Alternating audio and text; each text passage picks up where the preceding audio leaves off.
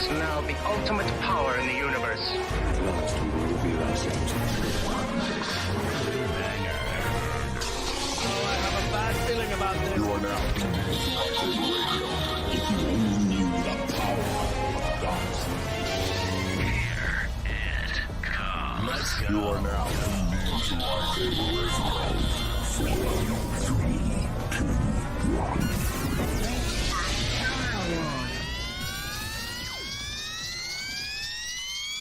Hello there. Hello there indeed. We're here, we're back, and welcome to Lightsaber Radio, your weekly hive of scum and villainy for anything and everything Star Wars. I can't quite believe we are actually here. It is our cosplay celebration episode. Yay! Woo! Oh, that was loud. Today's show is going to be a big one. We have got 9 amazing guests to introduce, so get comfy, grab a snack, and settle in for this cosplay extravaganza. As always, to our regular and new viewers, make sure you smash that subscribe button, hit the notification bell to join our live shows on Wednesdays and Saturdays. And if you like this video, drop us a like. It means the whole galaxy. A huge warm welcome to our first 3 guests for today's show. If you guys would like to introduce yourselves. Hello. Hello. I'm scared. I'm sorry. I got scared. Hello. I'm Sydney, also known as Dealing in Absolutes. I do a femme version of Kylo Ren, and I've been cosplaying for about 2 years now, since the start of the pandemic, which was great fun. That's it. That's it. Just out. Next, Lauren, welcome to Lightsaber Radio. Thank you. I'm Lauren, also known as Skywalker Posts. I've been cosplaying again for about the same 2 years, since the very start of the pandemic. Yeah. So it's a fairly recent thing for both of you. I love that. Hey, me too. I I've love only it. been cosplaying for about 3 days. No, I'm joking. I'm about to be cosplaying for about 3 seconds. It's hot in this mask. We do have another guest with us, Simon, also known as Cardboard Cutout Cosplay. I think he's having a few technical issues at the moment, so I'm sure he'll be able to join us shortly. I just want to take a second to talk about everybody's costumes. Garrison, what is this? This is not Kylo Ren. This is Ben Swallow, No. is what it Ben is. Swallow. Yes, not quite as pretty as Dealing in Absolute's take on it. Mine's a little bit more ugly, but we'll do it. It works. I don't know. I'm really enjoying it, Garrison. I can't lie. I know you're a married man, but I'm both joking. Oh, I'm shucks. joking. I I'm swear. just kidding. No, you're good. But yes. Everyone looks awesome. Thank you, chat. Thank you. Someone else is going to have to read the chat because I've only got one contact lens and I can't see properly. So we're gonna leave it. I at can't that. see it all. So how long did it? Because how long did it take y'all to put your costumes on? Because it took me years and years. I'm just kidding.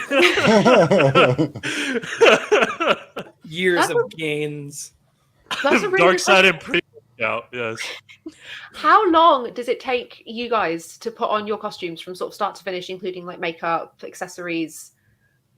I would say, to be honest, it depends on like the day. You know, when you're having one of those days where everything goes right or everything goes wrong. Yeah. There have been times where it's taken me a good 7 hours to just put a scar on my face and be like, yeah, that's fine. But today it was fine. It was like an hour and a half, and then I sat Takes me down. 5 minutes. That's really great. So glad to hear that, Kyle. That makes me so happy to hear. Oh, jeez. No, yeah, I agree though, because the amount of times I've sat down to do a shoot and I haven't done the shoot because of how many times I've taken my makeup off and then put it back on and then just thought that's it for today. And it doesn't happen. So, I mean, on a good day, maybe 2 hours. Yeah. Oh, that's a Maybe long 2 time. hours. That's a long time. If I'm talking full Jakku Ray from hair, makeup, and making sure the costume's correct, I'd probably be with Laurel at least a good 2 hours. if I really take, like, this was a rush job. Don't look at this is a mess. Don't look at it. Did it in about 5 minutes. But yeah, it takes. I feel for people who do like Boba Fett, Stormtroopers who have those really big Padme. Anyone who does Padme. Terrible. Clone Troopers are terrible. It would take me about, so with my first Clone Trooper armor that I made, it took me a good 6 hours altogether to get everything lined up right, make sure everything was like, it's a lot of work first thing in the morning. Like, that's a 4 o'clock wake up call for me to try to get it all properly set up. Because if it doesn't latch on right and you're walking through a con or you're walking through like an event and a thigh plate comes off and launches across the floor, it's very bad. It's a lot of work. I can imagine. And I'm still kind of bummed out. It truly is the definition of the dog ate your homework. I am so sorry. I could not imagine the horror of coming downstairs to find any of my costume parts eaten by any animal. No, thank you. Yeah, I was so happy because like I had ordered the posi foam, everything was going good. I was like, yeah, let's go and do some stuff, you know. Come home and it's gone, all of it, everything. There wasn't even a single chest plate to save. Everything was gone. I'm like, jeez. No, that's a worst nightmare. Absolutely not. No, thank you. I should have just got the 3D printed one and had it mailed to me, but I wanted to be crafty and make my own stuff. Hey, I've made all my other costumes. Yeah, it's just it's a sense of pride when you make it. So I was so proud when I left, and then I cried for like 2 hours last night. So yeah. So what made y'all decide to like really like pursue cosplay, like really pursue it? Like, what gave you the inspiration behind your costumes and stuff? It's like this isn't the answer that you're looking for, and I'm so sorry, but like it is pure boredom. Like, I'm so I work hard to get all this money, and then I spend all of it on playing dress up because I get bored sometimes. Yeah. I think that's the true mark of being an adult, apparently. That resonates too well. Having wages and then not having wages straight away. Oh man. Hey Jackson. Hi Jackson. Excuse me, don't know what that was. Hi Jackson. You need to be on the 1313 account. We know who you are. Why did you guys pick your characters? I already know Sydney's answer, but why did you pick Kylo and why did you pick you cosplay Anakin, don't you, Lauren, if I remember correctly? Yeah. Do you want to go first or shall I go first? Go ahead. Oh, you go first. Go for it. Talking to the same person down there? Or what's going on? Yeah, we're both Kylo. That's Oh yes, so many. Sorry. Great minds think alike. No, I think it's because when I was younger and I was watching Star Wars, Anakin was he really was meant to be that emo teenager, right? And that really appealed to my 6-year-old self. We've all been there. I get it. Yeah. I don't know. It was made a point to me like a month ago that I go for the same kind of characters. I go for characters that all have like a fall from grace. Maybe I have a type. Oh, I think we all have a cosplay type, particularly like people like us who do lots of different. It's all a type. Yeah, for sure. But no, I think Anakin's. I just thought he was a cool character, and I was like, "That's it. That's the one for me." That's adorable. That emo stage, I feel like a lot of people go through that killing youngling stage. It's pretty normal. Oh yeah. I'm just kidding. Normal, healthy teenage changes. I remember my first see time. Anybody denying it here?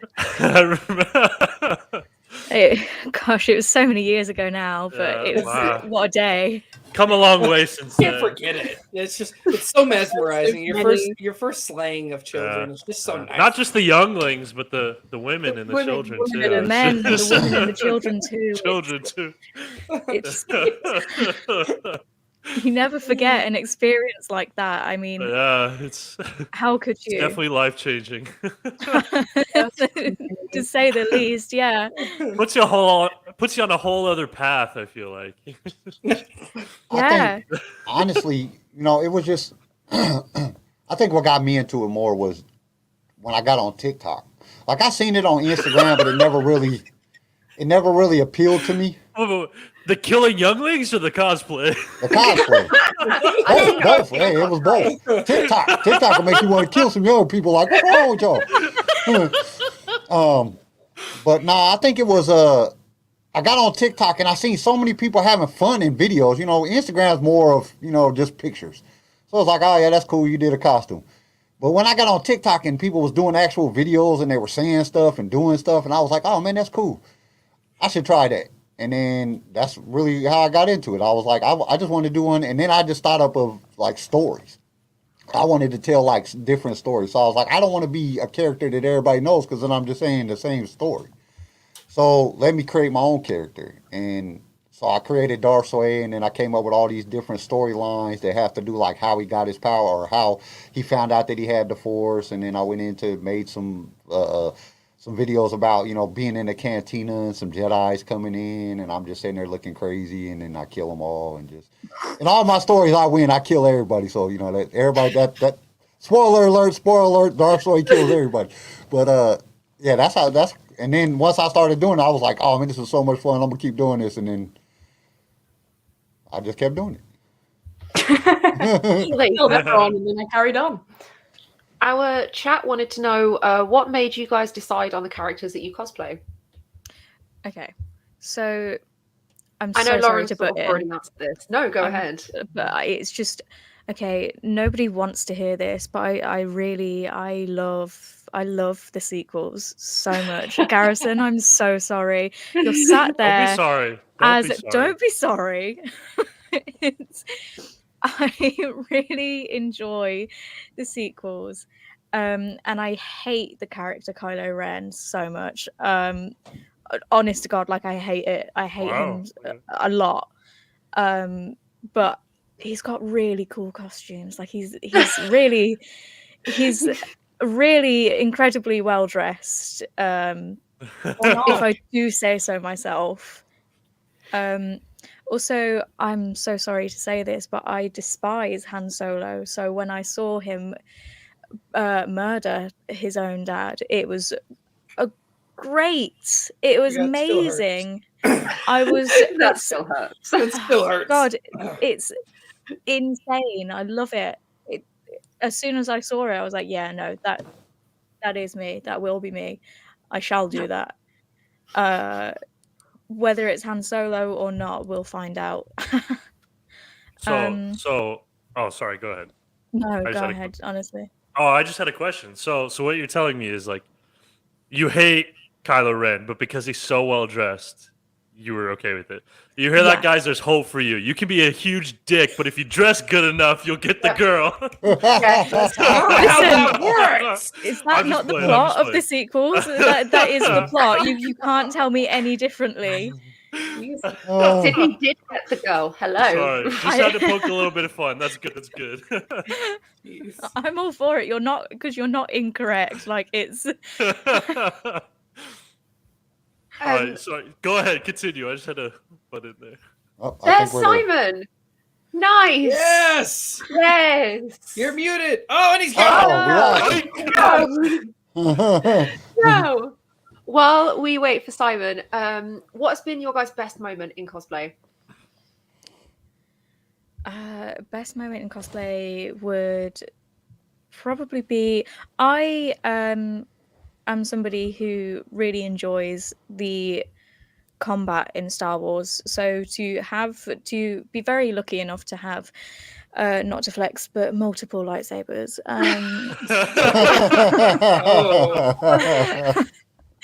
It's really, honestly, it's fun to like stand around in costume and then be like, look at me do this sick trick. Oh, and everyone goes, wow. And everyone's like, wow, like, oh my God, you're like in Star Wars. And I'm like, yeah, dude. What do you know? Honestly, that's why I have such good force ability, because my lightsaber skills suck. I can't swing the lightsaber. I be hitting myself in the head. Wow, damn, man, what the hell? Yeah, my lightsaber skills suck, so I have good force abilities. Good force abilities and you know, like the Obi-Wan spin. Like I will watch like tutorials on how to do that, and it just does not transfer. I can't do it. I don't know what they're doing behind their back. I watch videos, and it just does not correlate. Does not translate to me. I feel like I'm pretty coordinated, man. I've spent weeks upon weeks trying to teach Charlie how to do the Obi-Wan, and it does not translate to whatever they are doing. It's I can't explain. I watch Sydney and Lauren do it in their back gardens, and I go, "That's incredible! Understand it. That's amazing! You're both so talented." I try and do it, and my arm falls off. Like it, it's not. I am not all of the Jedi, unfortunately. I am not blessed with daily release. So, Wait a minute, hold up. Before we move on, I gotta say something. I gotta say this. The back garden. They have a front and back garden. Yeah. You mean a yard? It's a front and backyard. Yeah, I was gonna say a garden. Like garden is where you grow shit at. You can do that in the same place. You grow shit in the garden. Where the grass is at, that's a yard. A yard is a patio. Like there's a it. No, I know what you're saying. Patio's a patio. It's funny because you gotta say stuff like that. I know everybody in America is like, wow, they got two gardens. They got a front and back garden. They're growing stuff in the front and backyard. Why we ain't doing that? Bricks. Piss off, mate. Piss off. Shit. Oh my goodness. I just want to inform y'all that I have like my whole head is soaking wet. I am sweating so much. If I get electrocuted, call somebody. That is amazing. I have a lot of electronics hooked up to me, and this might not turn out that great. Hey. Ah. Hey! Hey, Simon, welcome to Lightsaber Bear me one Radio. second, please turn the headphone. Oh, bless you. No worries at all. I got to still pair me headphone. Can you hear us okay? Are we... Garrison, you look so confused. I love it. Okay, just going through my tablet at the moment, so I'm just going to try and get my headphone on. Not a problem. I've not been catching up with the chat. Okay. It's... A yard is where you keep livestock. A yard is where you keep livestock. No, that is a field. You keep livestock in a field. I live in a farming state. It's what we're going to discuss. That is a field. Wow. Okay. Oh. Anything else you want to wreck? I'm absolutely crying. This is ridiculous. Simon, what about a boot or a trunk? Oh, no. Oh, I love this. It's aluminium, you absolute monsters. It's Jaguar. It's a car park. It's just not a parking lot. It's funny because what makes it so funny because you know when you really look at it, we're all so much alike, you know, and we do the same things, but just the little bitty word differences and stuff, you'll be like, what? It's confusing because I mean. Most people have, like, if they have a garden, they have it in their backyard. You know, they got their little spots. They have their little gardens at, you know, my mom and dad had one when I was younger, had their little garden. But when you say back in the back garden, like, you have a front garden, too? I didn't have a front garden when I was younger. You know what I'm saying? We only had one in the backyard. My mom grew, like, radishes and shit. It makes me think y'all are living in a castle with like courtyards and gardens on front and back. Like what the flip? How bougie are you? We're over here broke. We ain't got nothing. I'm sorry, Your Majesty. Fuck. Everybody in the UK has front gardens. Some of them are just driveways. That's called a driveway. It's a garden sidewalk. The path. It's not a sidewalk. It's the path. What? It's a garage. It's a garage, not a garage. Hey. It's a garage. Hey, so real quick. The wig. Not the wig. The wig. Okay, so Simon, why did you get into cosplay?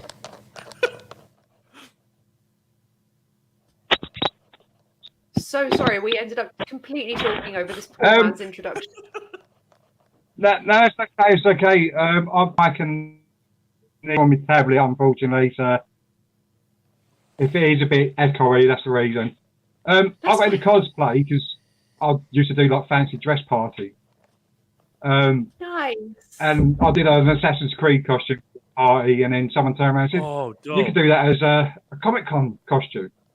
And then in 1 year, after another, I just carried on going, and then my costuming just got bigger and bigger. And Star Wars is obviously the end goal for most cosplayers, and yeah, so I'm here now.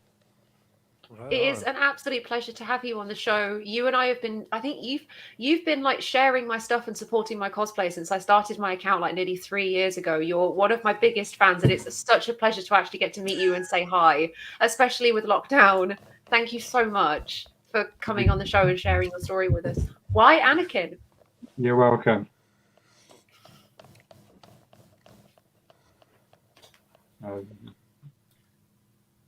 So my speaker's breaking up a little bit then. That's okay. I asked why Anakin? Why Anakin? He is the main guy. The whole story revolves around him. When I was younger, Vader was my favourite character. And then when they brought the prequels out, I just had to love Anakin. It was just great seeing the transformation from Anakin the child to episode 3, seeing the suit going on as Darth Vader. And with this costume, the 2005 Clone Wars, I felt better than the 2008 one, because the 2005 Clone War cartoon fit better with the storyline than it did with the 2008 movie. So. Nice. Well. Did you make all of the costume yourselves? Yeah, this is something I wanted to ask you guys, like all three of you. Have you made your costumes, bought your costumes? Do you have a preference? Mine's 50-50. So the underbits, the top and the trousers I bought, and then the rest of it, like the chest piece, I made the gloves, made the belt and the boot tops as well. Nice. Right on, flip. I wish I could say, hey, yeah, no, I totally made this really extravagant costume. But I simply, listen, I try and I try and I try and I try and I try and I try. I even tried to make a Kylo Ren helmet before I had the one next to me. And it just never worked. Nothing I do, it just doesn't work. I just don't have the knack for it. So I resort to just buying the full thing and being like, yeah, this totally isn't cheating in the slightest, not at all. There is no shame in buying your costumes at all. Lauren, are you make it, buy it? No, I don't make any of it. I'm a buyer for sure. I would love to say that I can make it, and the thing that got me into cosplay was like a Lord of the Rings elven kind of like crown thing. I was like, I can make that myself. I can do it. And I've still got like fish wire and... Oh, I've been there. I have been there. Yeah, it hasn't been made. It's been 2 years. Now I just buy it off Etsy. Yeah. Makes it easy. Be proud. Yeah. Yeah, don't be like me. Yeah, I think you've really deterred me from at least attempting to make anything for the moment. It's not bad. Like it's a lot of work. It's not bad. My dog ate my whole chest plate and shoulder pieces, but not the point. That is not the point. It's not. I think it's important to stress the point that I see this. I'm going to talk about some cosplay community stuff. It's whether you buy your costumes, whether you make your costumes, it doesn't matter, as long as you're comfortable, as long as you're happy, as long as you feel confident. That's all that matters. I see a lot of people get taken down and criticized for having bought costumes or purchased parts from other people. It doesn't matter. As long as you feel that you look good, it doesn't matter whether you've made it, put hundreds of hours into it, no hours at all. enjoy the cosplay and the costumes for what they are. Don't judge people on time, money, and skill level. That's really important. Don't judge people on their skill level. Let everybody just have fun. Always. Jackson, don't ask questions you want the answers to, please. Like, I'm still hurting over it. She's a good girl. She's right next to me, but she's. I'd have killed that dog. I'm sorry. She's wagging her tail. She's like, what? It's okay. You got your nipples out on YouTube, flagged. Is that really? I thought guys. No.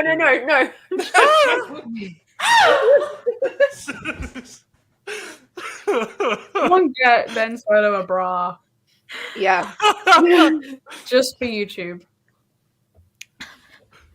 Nick says, I'm imagining a Stormtrooper. Addison's watching. She might just bring one just to be funny. Do it, please. I encourage it. Absolutely. No, Come on. No, it's not going to happen. It is. Please. Hey, look, she commented. One of the questions I wanted to ask, because I know often that goes hand in hand with Star Wars cosplayers, is meeting Star Wars people. So have you guys met anybody from Star Wars in costume, out of costume? I know Lauren has. Lauren, go first. You go first. I did manage to meet Hayden Christensen dressed as Anakin. That was like the best experience of my life. That was really good. That's amazing. What did he say about the costume? Did he like it? Yeah, he did. Whoa, you got stamp of approval. Yes, I did. Yeah, so screw what everybody else says. If Hayden likes it, it's a win. Yeah, I bought some boots, like last minute, some like Anakin boots. And I was like, these are going to be dreadful. Absolutely dreadful. I only paid like £20 for them off Etsy.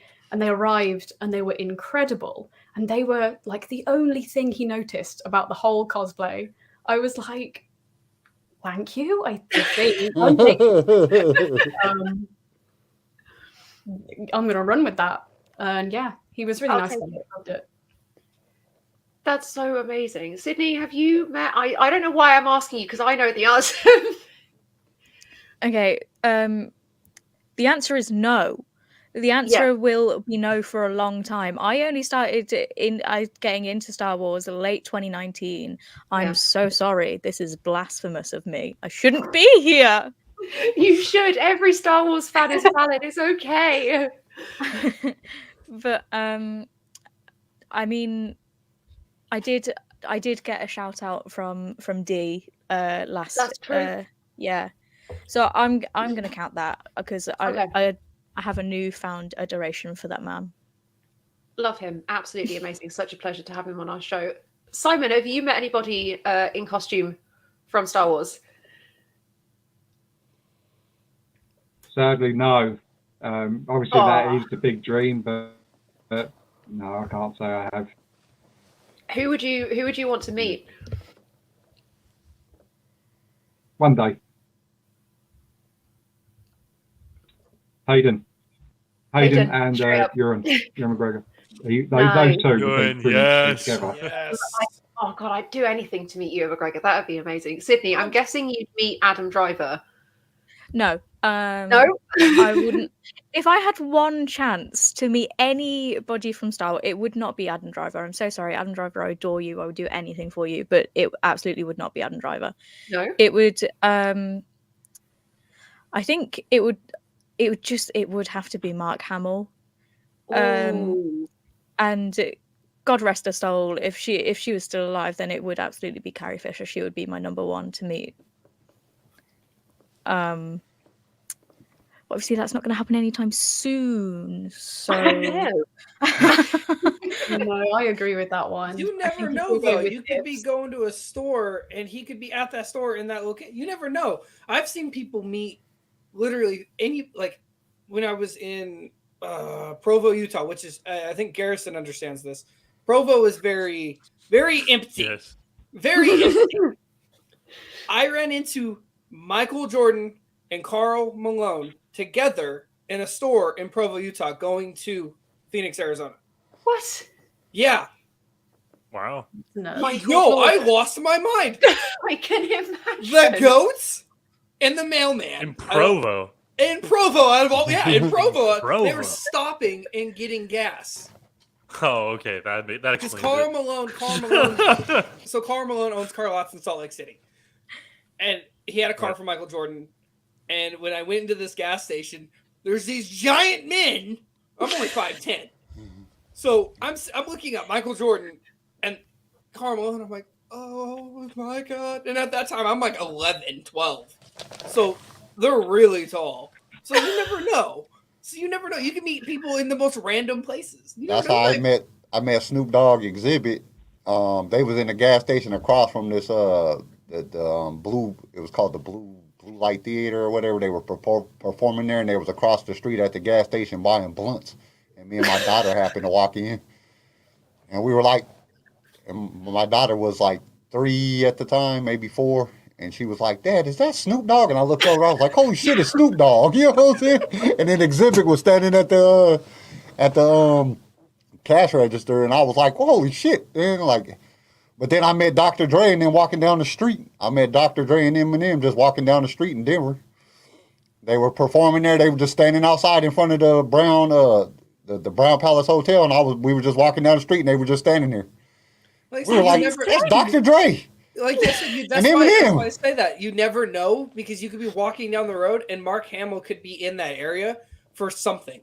You just never know. That's the best part. You gotta really watch, because Mark Hamill is known, especially Mark Hamill, he is known to show up at like cosplay events and stuff all around the world and just show up. He'll be in like Stormtrooper costume. Yeah, and he'll be just walking around asking people questions, and you won't even know. And then next thing you know, you'll be on YouTube or on some TV show. You done had a 10-minute conversation with Mark Hamill. There's all kind of them videos out there. Oh, it's hilarious.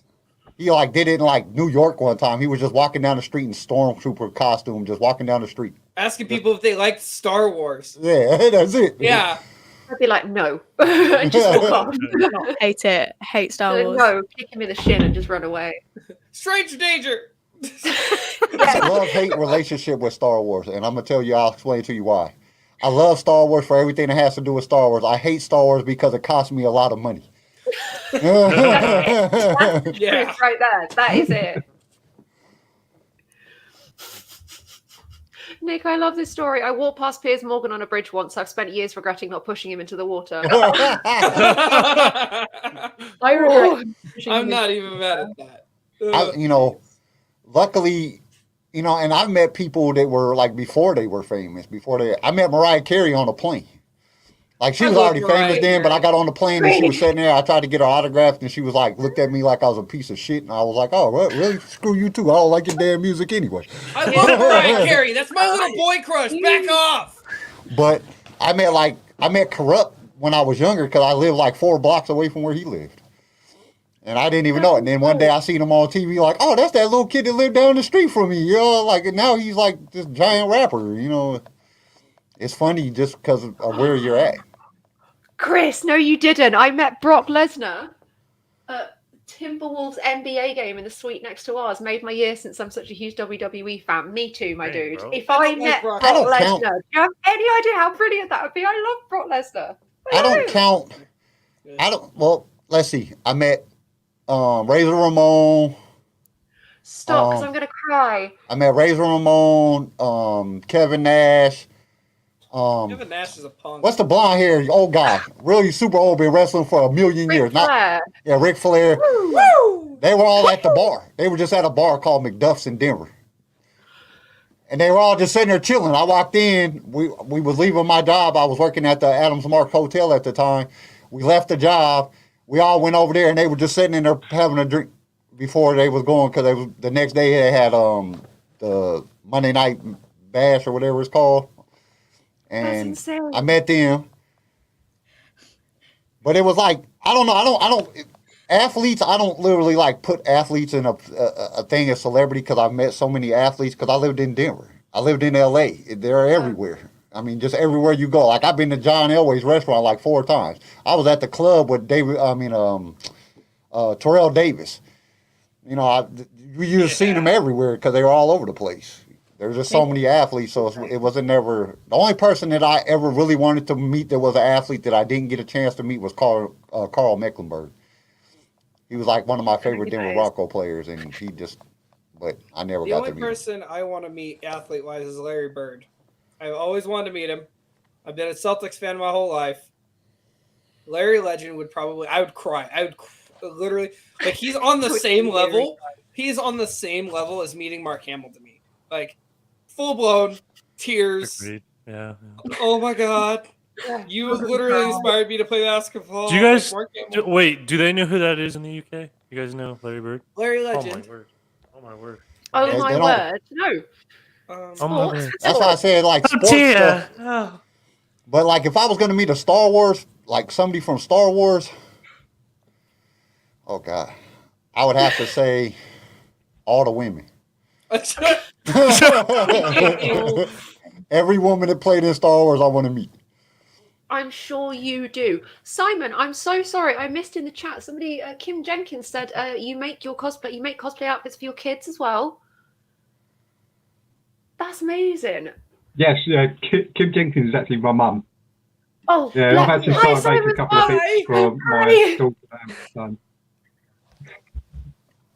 That's fantastic. Yeah, so I've started making a couple of Star Wars costumes for because we've got a charity event in May, and they're going to come along. So my daughter's going to be Rey Skywalker, and my son might be Mandalorian, like Din Djarin. Yeah. Right on. Sweet. That's super cool. I can't wait to But, I can't wait to have CJ, you're like this. I was just Now I'm saying, my intrigued. son's going as Din Djarin, but he's got the Fett's gun instead. Yes! Yes! Nice. Nobody disrespects the Fett. Nope. I do it all the time. What are you talking about? You don't count. I expect Oh, he it even from made you. the gun. Look. He made the Is that made gun. out of cardboard? Oh yeah. So awesome. That's sick. Far out. That's actually I'm not really even mad. Far out. It's all it's all little. It'll that's so cool. What, like Star Wars, everyone has like Yoda-sized weaponry instead of full-size. That'd be hilarious.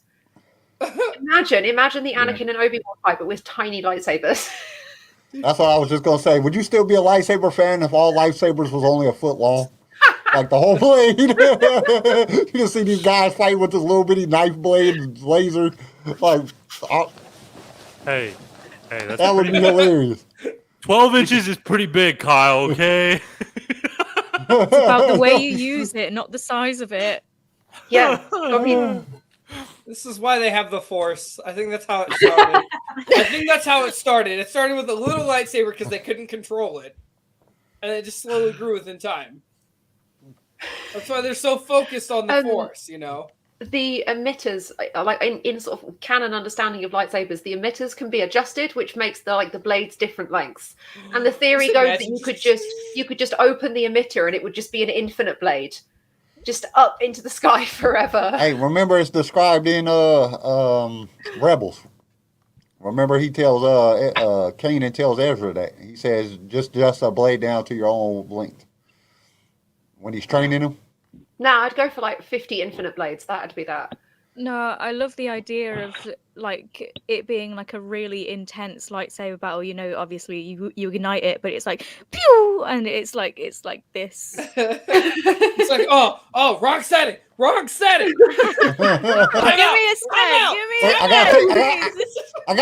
got to take this pill right quick. It'll be all right. It's gonna be okay. I'm sorry. All I think about is Fanboys. I don't know if any of you have seen the movie Fanboys. Yes. I was channeling the Emperor. I can't remember the last time the Emperor sat there and said "time out." One of the last questions. One of the last questions I wanted to ask you guys, because I do have some quiz questions for the three of you. Frick yeah. What are your upcoming Star Wars projects? What are your upcoming? What's going on in the world of cosplay? Death, maybe. Death? The sweet release. No. Yes. I'm so sorry. I got dark real quick. We went to the dark side real fast on that one. Me. In the first movie, She's picked her path. appeared She's ready to Hey, go. whoa, it's in. I'm just in character, guys. Sorry, I'm just such a good actor.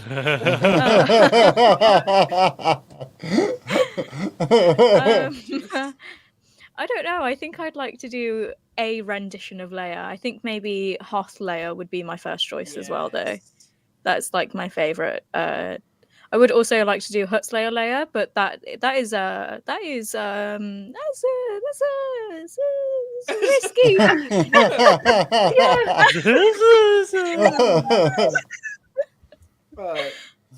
Tori No, wants you to should do the Bespin when she's on Bespin. Yeah. Gives her those guys. Tori wants to do that. She always pulls that up, and I'm like, I would be okay with that. Just no Return of the Jedi. Absolutely. Not on camera. Oh no, I could never do it on. Well, I could do it if somebody paid me enough. So hey, chat, get your offers in. There's a bidding process. We'll start the bidding at 500. Can I get 600? Anybody going once? There's like probably a good market for that somewhere, right? Right? Yeah. Yeah, it's right here. Yeah, it's like the whole internet. Garrison's already got his nipples out. Why can't I? Yes. do Lightsaber OnlyFans coming to you soon. Coming to you next spring. Next spring. That gives me plenty of time to get in shape. Fantastic. Garrison's already there. You just got to maintain. I'll cut. Before I ask you all quiz questions, did everyone else answer the other question I asked? No, I I'm didn't. so sorry. No. I just took over. I'm so sorry. Lauren and Simon, what are your upcoming cosplay projects? I'm so sorry, rude of me. I have quite a few. I want to give Ahsoka a go. Yeah. Yes. Yeah.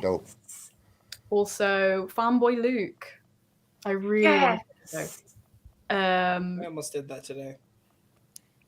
Why didn't you? So My dog why, ate my CJ? chest plate. Because I figured with Ben Swallow and then Kylo Ren, I could be Han Solo and I could make jokes about, the wound That's still true. hurts. Daddy. Oh. Wow. That's the OnlyFans, Garrison. This is You're why giving too much away. to the Jedi Order. Everyone's just picking the dark What is side this, today. We're free? going there too fast. Woo. For free? For free? Premium content? No. They're on the horizon for me anyway. They're on the horizon. Nice. Simon, are you building anything at the moment, working towards any new projects, apart from Mando for your little ones? Mando and Ray for me daughter and me son. I'm working on episode 3, Anakin, for this charity event. I've been on and off over the last 3 years doing this, but I need to put my foot down and actually finish it for May.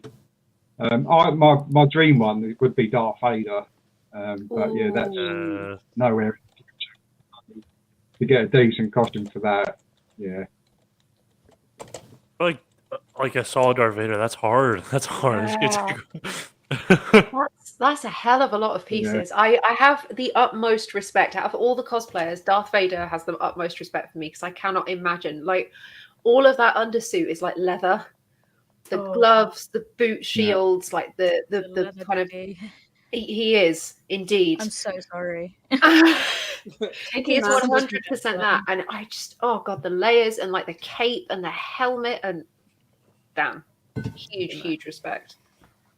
Yeah, I've spoken to someone who's actually got one, and he says he can only wear the helmet for about 10 minutes at a time if he hasn't got his fans on. They've got built-in fans in the helmet. God, it gets so like sweaty. There's also that the battery. Yeah. If y'all could only see my face right now, I can understand what they're going through. This is like, I was in the MRI machine for like 4 hours the other day, and it feels just like this. Going through. You can take it off. Take it off. Join me, brother. Ben Swallow together. Oh, I promised everybody I would try to wear it the whole episode, so I'm gonna push through. Oh I'm my force god, through. gonna give yourself like heat exhaustion, please. I'll be all right. I'll be okay. I have to open this door. I don't care what happens. The dog might run in here, but it'll be all right. We don't mind. The more dogs, the merrier. Right. Right. Hey, she just called us all dogs. It went right over y'all's head. What are y'all doing here? What? Oh, you got that the dog that ate your homework? Say hi. You little kid. That's Chewy. She's a little chubby right now because of Chewy. it. Oh no. She's your But Chewy. she's okay. She's still doing a lot better than most people in the house. Huh. I have some quiz questions for you guys if you're ready. Okay, let's do it. Question number Our one. Han Solo. I'll see myself out. Question number one. What color is the lining of Luke's black Jedi outfit? Dark gray. CJ? White.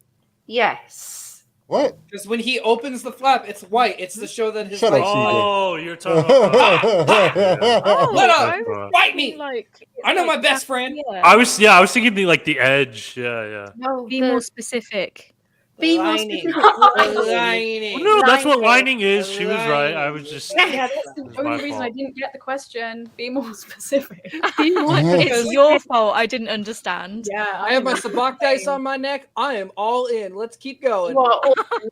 Question number two. In Empire Strikes Back, we see the bounty hunter Bosk in an iconic costume. On which British TV show was this first worn? Lauren?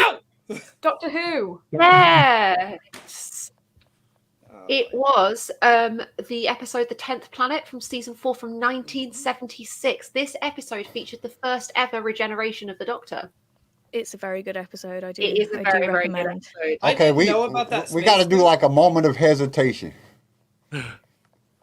Why? Because Simon Cardboard put cutouts up his lagging. hand Yeah, 12 seconds after you asked the question because he's Simon, I'm lagging. So so sorry. we got to do can't nobody raise their hand for 10 seconds. Everybody count 10 Mississippi before they raise their hand. Okay. Question number three. What ancient art technique inspired Kylo Ren's helmet in The Rise of Skywalker?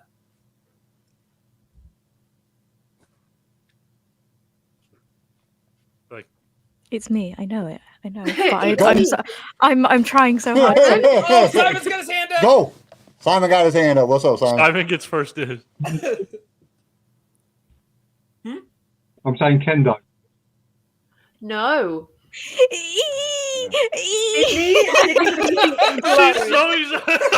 Wait. Are you cosplaying as Kylo or Palpatine?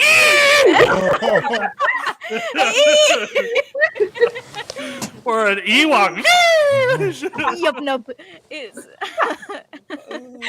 it's Kitsugi, right? Yes, it is. Congratulations, you are correct. It is Kitsugi, the ancient Japanese art of repairing broken things with gold. It's the process of making broken beautiful again. It's like a whole art movement. Really, really cool. Everyone else get wrecked. Everyone else get wrecked. Question number 4. Where does Rey scavenge her goggles from? I have to count to 10. This is crap. Simon? The Stormtrooper helmet. Yes. Yes, they are scavenged from a Stormtrooper helmet. She pops the lenses out and repurposes them. I'm sorry, Sydney. I'm sorry. Okay, we're going to 5 seconds. It's only taking them about 5 seconds to keep 10 seconds too long. I was counting to 10. I had the answer. The only reason why I know that is because when I built my my Clone Trooper helmet, they used the same lenses. Yes. So I was sitting there, I'm like, God, those look very familiar. When I was watching it, and I was like, those look. And I went and grabbed my helmet, and I looked in the inside. I'm like, hey, that's freaking cool. There you go. Hey. Our final question. Where was Alec Guinness's Obi-Wan Kenobi robe discovered years after A New Hope? Oh, no. No guesses? Sydney, you were I've the got first an one to pick a answer. hand up. Yeah? In my bed. It was in my bed. You had That's great. Best Okay, It's answer. on my bedroom floor. It's in the wardrobe for now. It's in Yeah. the wardrobe. He did the dramatic. Why? Does anybody have any Bruce Almighty it? sensible? Just- Anyone got any sensible guesses as to where That's a very Obi-Wan sensible Kenobi's guess. robe might have ended up? CJ? The boot of his car. In the garage. In the I garage. was gonna say Dagobah, but whatever, guys. Dagobah, no. Lauren, have you got any guesses? No. Anyone in the chat? Any guesses as to where the robe might have ended up? Kyle? In Vader's palace. In Vader's palace? No. So this is you're gonna. Are you're we gonna talking shout- about real life where it was Yes, found, or are we're we talking about? real life? Oh, Kenobi no. Ren. Now you're going to have a go at me for not being specific, aren't you? Fuck. Yeah. Hey. No. In real life, years after A New Hope, where was Alec Guinness's Obi-Wan Kenobi robe found? In my We've bedroom. got that says Playboy, Playboy Mansion, Mansion. pawn shop. Kyle. It was at Rancho Obi-Wan. Oh yeah. No. It wasn't. No. I could have sworn I got it on display now. I'm getting there. Where was it found? So, many years Where? after A New Hope, it was found in a London costume hire shop. It had spent over 30 years being rented out to the public as a monk's robe. Wow, they did Obi-Wan. What? They did his robe like that. They should be ashamed of themselves. What? They should be ashamed of themselves. I know. I'd have done the same thing. You know how much money you I could would have have made off never of that? returned it. I would have never returned It it. took a member of staff looking at it and going, hang on a sec, there's something not quite right about this. And then it proceeded to sell at auction for £54,000 and it is now at Rancho Obi-Wan. I know it was at Rancho Obi-Wan. 30 years of being, people wore that. People wore that to fancy dress parties, Halloween parties. Oh, man. How much Kool-Aid was spilled on that thing? Vomit. I know. How much alcohol and vomit been on that thing? Yeah, people smoked in it. Like, Oh no. people got laid in that. Oh, It that's was me. terrible. Look at your Obi-Wan. Okay, I got a question for y'all. Jeez. When Luke Skywalker in oh man, my brain ain't working. In The New Hope, when Luke Skywalker is laying on the ground and he's looking out of the camera at the Sand People, what was the lines that Luke actually said when they asked him when C-3PO says, "What do you see, Master Luke?" Oh shit. Amazing. Does anybody? No. Banthas. Oh, he said Like a lot of feet What? because he was looking at all the cast members that were standing in front of him. So Mark Hamill Oh, said a lot of feet. I saw that picture. I I posted a meme on. I was like, I posted a meme on about it the other day. That was corny. Hey, that was I thought good. it was funny. I didn't know the answer. It was pretty smart. I mean, We are nearly getting to the end of our hour with our first three guests. We are 1/3 of a way into our mega cosplay show, guys. I hope everyone is doing good. Thank you so much to the chat for absolutely popping off. You've been amazing, and thank you to our really special guests. It has been so lovely to have like both my partner and like my friends with me. This has been fantastic. thanks for having me. Totally no bias here. Totally no bias. It's not like I hand selected the three of you and was like, Kyle, we're having these guys, please. Hey, but y'all, I want everybody to understand that y'all are always more than welcome to come back on the show on regular shows. Y'all always Okay, more see than you next welcome. week. Yep. Hey, I've got, Next I've time got the my- camera's working. I've got my entire thesis on The Last Jedi to present to you. Yeah. Which Oh, Yeah. oh. No. I'm actually down to hear that. I'll rewatch the movie just for you, just so I can get it on. thanks. Ben Swallows Unite. This is what it's all about. Amazing. Absolutely amazing. Oh my goodness. We have got another 3 amazing guests coming up next with some more cosplay, some more chat, some more questions, some more laughter. It's been going so well, everybody. Having such a good Yeah, this is time. a lot of fun. Other than I'm burning up. You're burning up. I'm burning up. Garrison Tracy, isn't it? Ugh. What? And I'm mad at Garrison because he looks like he's nice and cool right now. Oh, bro. My nipples could cut through a bank vault right now. I'm kidding. Cut a kyber crystal. Oh, jeez.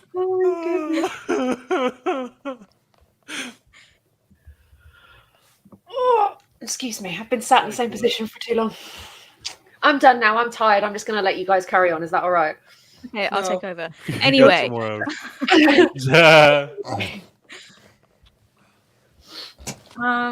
I will then, if that's okay. I would just like to address chat for a minute. Go ahead. So in the chat, Matty said, "I'm thinking of starting cosplay soon, but I get nervous about it at the same time. Any advice?" Ooh, That's a good I question. didn't see that. That is Yeah. a great question. Right. you know, listen. At the end of the day, we're all adults playing dress up. It's a ridiculous thing. Everybody feels ridiculous, and that's fine. Absolutely, everybody. I do. I'm sat in my room in full Kylo Ren. This is ridiculous. I don't think you need to. I really don't think you need to worry. It's something that everybody goes through, whether they're on their own or like they're with like a group of friends at a Comic-Con or anything like that. It's a lot of stress, but at the end of the day, it's a lot of fun to run around with like a 100%. giant cape put on you, or like with a lightsaber in your hand or something like that. Like it's much more worth the like maybe 3 minutes of embarrassment to just have fun with friends is great. Before everybody goes, what's everyone's socials? Just so we can follow, we can go and spam like all of your posts. It's called stalking in a way. I don't It's called know. stalking. Go ahead, dude. We'll just go with Skywalker posts on Instagram. Nice. Yeah. I am dealing in absolutes on Instagram with an E. Specifically, couldn't get the full thing. Gosh, pains me every day. But that's about it, really. Just on Instagram. Fair. Yeah. I'm a cardboard cutout cosplay on Instagram as well. Fabulous. Then we will say farewell to you guys for now. May the force be with you. Thank you so much for joining us. Stay tuned to the show. Honestly, it's an absolute pleasure. Thank you for being part of this. This is amazing. It was nice to meet you all, lads, for the first time. Properly. Yes. It was good to meet you. Especially because you Now yelled there's at us enough on the there's the show. face. Especially Yeah, I me. mean, Garrison. Take care. And we'll see you guys too. soon. Enjoy- Get everyone in another show. Have fun. Heck yeah. Enjoy the rest of the show. We Yeah. will do. We will do. Bye. Bye. Bye. Farewell. Oh my goodness, guys. Who is up next? Next up, guys, we have... I think he's there. Hey. What It's... happened? Is he just chilling It's- there? Where is he? Yep, Oh, he's shoot! chilling there. Oh, whoa! I thought that was a statue for a second. Whoa! Genuine article. Holy And he's flip, got the dude, voice. that's good. He's got the voice on. Oh yes. I thought it was like a Hey, hold statue on, that he hold on. I bought. gotta That's ask him a way question. good. I gotta ask I him a go question. all out. Jack, did you get it off of Etsy? Did you Which? get the voice modulator off of Etsy? It's not actually a voice modulator. This is just how I talk. This is my normal voice. Oh, Good okay, of there. course. Wow. That must be really unique for you. This is This is the crazy. way. This is the way. Jack, thank you so much for joining us. This is crazy. Yeah, And happy I- to be here. Thank you Oh, for having me. wow. And I love the Republic backpack. I hope you yeah. know that all three of these boys are losing their little tiny minds right now. I They're am so going excited. apeshit over here. I would say that I'm losing my mind, but I can't see nothing, so I don't even know what you look like. I guess you'll have to watch it later. I have to watch it over at the end because I can't see crap out of this thing. If I didn't have my contacts in, I definitely wouldn't be able to see the screen from back here.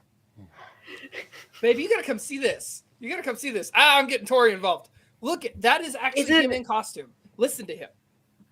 You sat here like talk. I've been quested to bring this child back. Right. That is awesome. That is so awesome.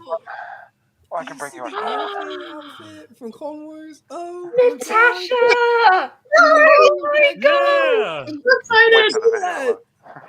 I'm Do you sorry, see the everybody. goals I'm at? Is the pilot That's helmet? Luke, yeah, that's Luke Skywalker's Yeah. pilot helmet. This is so amazing. Ever. That's awesome. Jump in with us. Oh my Dude. god. It looks like he's fiddling with stuff on his ship. You see that? Can she join us? I'm Good. excited. Good. I want to. Can she join us? Guys, I didn't even get a chance. Everybody, this is Natasha or Waters of Glass. She cosplays Ahsoka. I'm going to take a minute. I'm a huge fan. I've followed you for ages. Oh my God, I Yeah, love me you too, so much. Lauren. Bye. I follow you on on Instagram, and like your stuff is amazing. Finally, oh God, that means so much. finally, hopefully we can get her webcam working. This is Crystal, Little Miss Marshall, who is Cara Dune. So we've got a nice little Mandalorian selection for this next segment. Oh. We do. I cultivated Is my this camera not myself. working? Hold on. We'll get there. Everybody, welcome to Lightsaber Radio. It's such a pleasure to have you here. Oh my goodness. I'm gonna stop. Let me switch over to my phone because I don't know what's Okay. going on with my. That's absolutely fine. That's not a problem. We'll see you in a minute. Okay, thanks. I'm sorry. I am These look so so impressed good. that he's got the 3PO helmet on the bottom he does. shelf. Oh yeah, eventually one day I'd love to make a 3PO, but that is an incredibly expensive and uncomfortable build. I'm as skinny as Anthony Daniels, but I'm a bit taller, so it would have to be custom. Ooh. Man, I am not getting over that voice right now. I'm sorry. Like I can't get past that. Well, I do a lot of like charity events with the costume, and so it's important to be able to convince kids that I actually could Oh, be. of course. Well, That's he doesn't awesome. talk a lot, but that when their works. faces light up. Well, and I have a question for Natasha here. Yes. How does it feel to cosplay such an iconic character? Something that was just built by a whole, like the whole Clone Wars was mainly Ahsoka. How is that for you? Honestly, I don't feel worthy, honestly. And it's like, I didn't even really get into her character until 2 years ago because I had put off watching the Clone Wars for so long. And so like, when I finally watched it, I was like, she's incredible. And I totally get the hype now. And like, I related so much to her and to her story. And, Whoa! That's what this Yes. That is uncanny. How? That's awesome. Wow. Hey, we can keep Cara Dune in the show, guys. Hey, just save the writers' butts. I got a replacement right there. Like Right y'all there. don't even have to look for a new character. Save the You got writers' it right butts. here. That's insane. Oh my goodness. I have a whole list of questions to ask you guys. I'm going to start out with like the best one. Why cosplay? Why do you cosplay? Why is it? What gets you? What moves you about cosplay? I gotta think about that. You've got to think about that. That's fine. Sorry, my audio is being a little weird for some reason. I don't know. Oh, and he's Oh no! What happened? Damn Grogu and his force abilities. He'll be back. He's coming back. That's just crazy. But yeah, Crystal, if you have any thoughts, like why cosplay?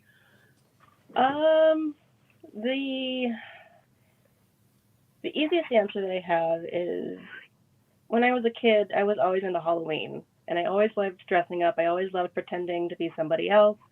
I remember specifically going into my backyard and always wishing to be Sailor Moon, like looking up at the stars. And I just happened to come across the convention in my area and went and knew right away that this is where I belonged, that being in costume was where I was meant to be. So it makes me feel fulfilled, and I can be utterly and unapologetically myself. So yes, that's amazing. That's a great answer. I finally get to see your Cara Dune. It looks incredible. Yes. But your Mando looks amazing. Thank you very much. I need a minute. This is really cool. I'm sorry. Between the voice and then how Little Miss Marshall looks like Cara Dune, like literally looks like you could literally go to John and Dave and be like, I will fill this spot. I have it. Dude, This is all mine. 3 of these, bro. Yes. All 3 of these. Come to Arizona. It looks just like Tatooine. We will have we could do a fan film that's better than the real thing, honestly. I'm actually Tucson in October, so nice. You're what? Sorry? I will actually be in Tucson in October for Oh, Shroud right on. Yeah. I've never Okay, been. sweet. Could be fun. It's great. It's a awesome. It's hot. we're both still in shock with the voice. I'm sorry. Jack, just so I can listen to more of you talk with the Mando voice, why do you cosplay? What does cosplay mean to you? When I started, I was actually my first build was the Iron Man you see back there. Sadly, only the helmet survived. It was my first build, and I learned a ton. But unfortunately, just after a while, it was in too bad of a state to really keep around. But that took about 6 months, and it was at a time when I needed a really good distraction. So at first, it was just a hobby to keep me busy at a time where home life wasn't as good as I wanted. But then once I actually got to take it out to Fan Expo 2019 in Boston, it was incredible. The outpouring of interest and support, and just the amount of photos I took, it was a blur.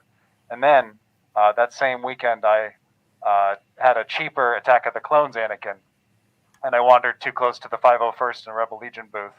And well, that kind of affiliation, it gets tricky when you're talking about it publicly. Let's just say that I grew to know many people from that area, and it's been wonderful getting to do all those charity events. And that's become the biggest thing. Is that there's the first time I wore Iron Man out to my workplace, because I have been telling all my coworkers about it for so long that I just had to kind of show them that I wasn't making it up. I was walking from my car to the store, and then back on the way back, this little kid, could have been more than 3 feet tall, spotted me from about 20, 30 yards out. And I waited because I knew he saw me. And my goodness, looking in his eyes, it was like he was looking at Iron Man. And that was the moment for me. It wasn't so much about the attention. It was about the way it makes other people smile and laugh. And plus, as little Miss Marshall said, you get to kind of embody someone else for a little bit. I'm never going to be Tony. But with Mando and Din, there's a sense of comfort in his awkwardness and how he kind of hides in his shell. But he really values, those close to him, those that he can let inside. And his relationship with Grogu has always been so special. And being able to embody that for kids around my area is a lot of fun. I've done a couple Make-A-Wish events as Mando, and thank goodness I have this, because it's really hard to hold back the tears in those moments. That's so amazing. That's so I think that would be the most you. fun, to be able to make other people, happy, and the laughter and just the overall joy that cosplay has brought to the world. All the different events and the children that get to see that, and it inspires them to understand that, yeah, it's just dress up, but at the same time, it's an escape for the moment. Mm-hmm. It's to take you out of all the situations that you're going through in your life and putting you in a situation where it's a fantasy. And that's what Star Wars is. It's a fantasy, but it's part of a bigger picture. And to be able to make other people happy and to give that to people, there ain't no better feeling than you can get from that. The characters that we take the time to study their costumes and pick each piece out and source it and make sure it's as accurate as possible, it's all in the effort of honoring that character. And then when you meet other people who either it's the same character or, in this case, an Ahsoka and a Cara Dune, already I know we could be great friends because just the shared interest is there. And that crosses so many different generations and regions and cultures from that shared love. 100%. Natasha, I have to ask you the same. Like, why? I followed you for a really long time, and your content is exemplary. Your cosplay is exceptional, and your meme production is mwah, 10 out of 10. I know how much blood, sweat, and tears went into that costume. Literally, especially the blood. Oh yeah. Honestly, it's like a combination of their reasons too. Like I started cosplaying in 2014, and before the oh no, she's gone. Back. But like I think it really came from like me really loving to make things in general, because before I would make my own Halloween costumes, and then when I found out that like you can go to conventions and it's like Halloween whenever you want. Yeah. I was like, I get to be my favorite characters whenever I want. Sorry, I lost my audio. No worries. And so I don't know. My first costume was Bellatrix Lestrange. Yeah. And then it just like spiraled from there, and I've just like done everybody I love. It always spirals, doesn't it? It always spirals. Deep spiral. Like when I was looking through your Instagram, and when I first started paying attention to cosplay, and I was like, man, and then it kind of made me mad because not against you, but I was looking at like the way that they did Ahsoka on the series, Rosario Dawson's, and I'm like, man, there's people on my girl Natasha's looks way better than that, you know, hers is way better. And I was like, she's like, this y'all just didn't put no effort into this, did y'all? Y'all just was like, here, be Ahsoka. That's okay. I will say though, it's like I know her headpiece is very controversial. I like what they did, but it is so difficult to make these. So props to them for what they were able to accomplish. This is number 4. I made number 4. Yes, I didn't post any of the other ones because they just turned out like an absolute mess. Oh. Did you make your Leku? What? Do you make your Leku? Yes, I made it. Oh, wow. That's incredible. Out of what? Okay, Out I of have a what? question. How? Hold on. I have a question. Is that an Ahsoka sweater? Is that what you're rocking right now? Yes! I had to point it out. I thought I recognized it. I was like, that's an Ahsoka sweater. That's what's up. I think it's like a zebra, but it's white and blue. And I was like, it's Ahsoka. I mean. Oh, I get it. Yeah. But yeah, no, I made that. Out of what? How? Yeah. It's what's funny? Okay, if I remember right, it's upholstery foam that I glued together, and then I made a fabric cover to go over top of it. I think the fabric was like that swimsuit, this white swimsuit material. If you guys know what Plasti Dip is, it's like that rubber coating. Yeah. I sprayed that over top to make sure that, it actually lasts. And then I just painted it with acrylic paint. That's it. It looks great out. So good. Yeah. Wow. That leads me. Oh, I'm so sorry. It leads me really nicely on to like my next question of like, you guys, these costumes are fantastic. Which did you guys make these from scratch? Did you buy parts? Did you commission people? How were these costumes built? Give me the story.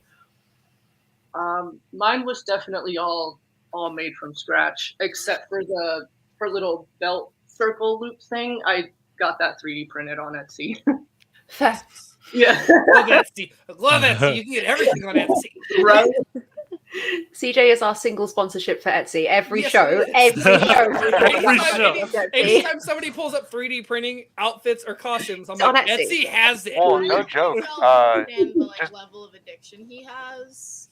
It's bad. He can attest. I am on Etsy 24/7. I made a killing last Halloween because after Loki, the TV show came out, I wanted to do a President Loki. There was a free file that didn't have any restrictions, so I offered that along with a tie clip pin that I made as screen accurate as possible. And my goodness, I made like a couple thousand that way. It was completely by accident. I just put it up there, and suddenly I was getting order after order after order. I could barely keep up with it. And so, like, that really taught me how valuable the right prop on there. Like when in the Book of Boba Fett, when Mando goes on public transport, which, by the way, most hilarious thing in the world. Agreed. He pulls out a tiny little pistol, a teeny tiny little pistol from his back that we had never seen before. I know we had never seen before, because there are in the garrisons and the costume clubs, there are lists of what items you have to have in order to be approved. I've been approved with the Rebel Legion. I have some things I need to tweak for the 501st and the Mando Mercs, but I plan to do all three.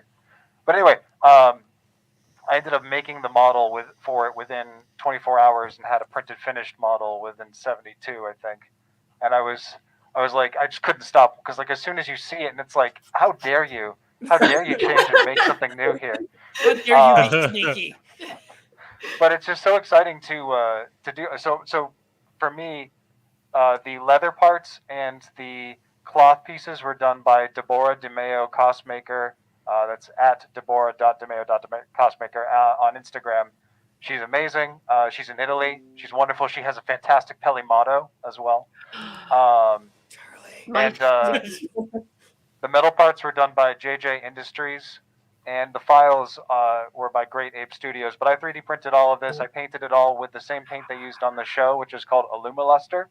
It's incredibly expensive, but it's what gives it that really unique shine that just hits in different lights. It could be dark in some lights and be bright in others. It's worth the money. And it took a lot more work than Iron Man did, because I really didn't know what I was doing with Iron Man. And this time I actually had to print 2 sets of armor. One, because I thought I knew what I was doing. And then when I got my notes back, the writing was on the wall and I essentially had to redo everything. But, that's just like the level of detail that they kind of push you to do, which makes it worth it when you're out there and like doing like parades and stuff. Yeah, that's amazing. Crystal, what's your journey with your absolutely fantastic? I think you're the best Cara Dune I've ever seen. Thank you. I cannot take any credit for making the soft parts. I commissioned an artist on Etsy named Method Costumes.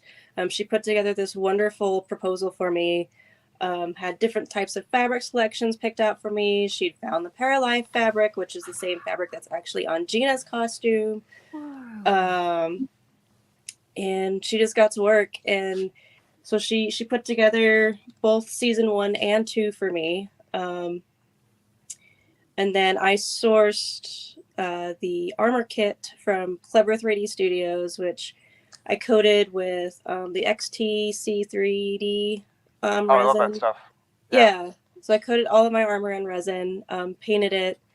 About the only like soft parts that I made were my boots. I placed all the straps on them, and I made the strap for the knife to sit in the boot.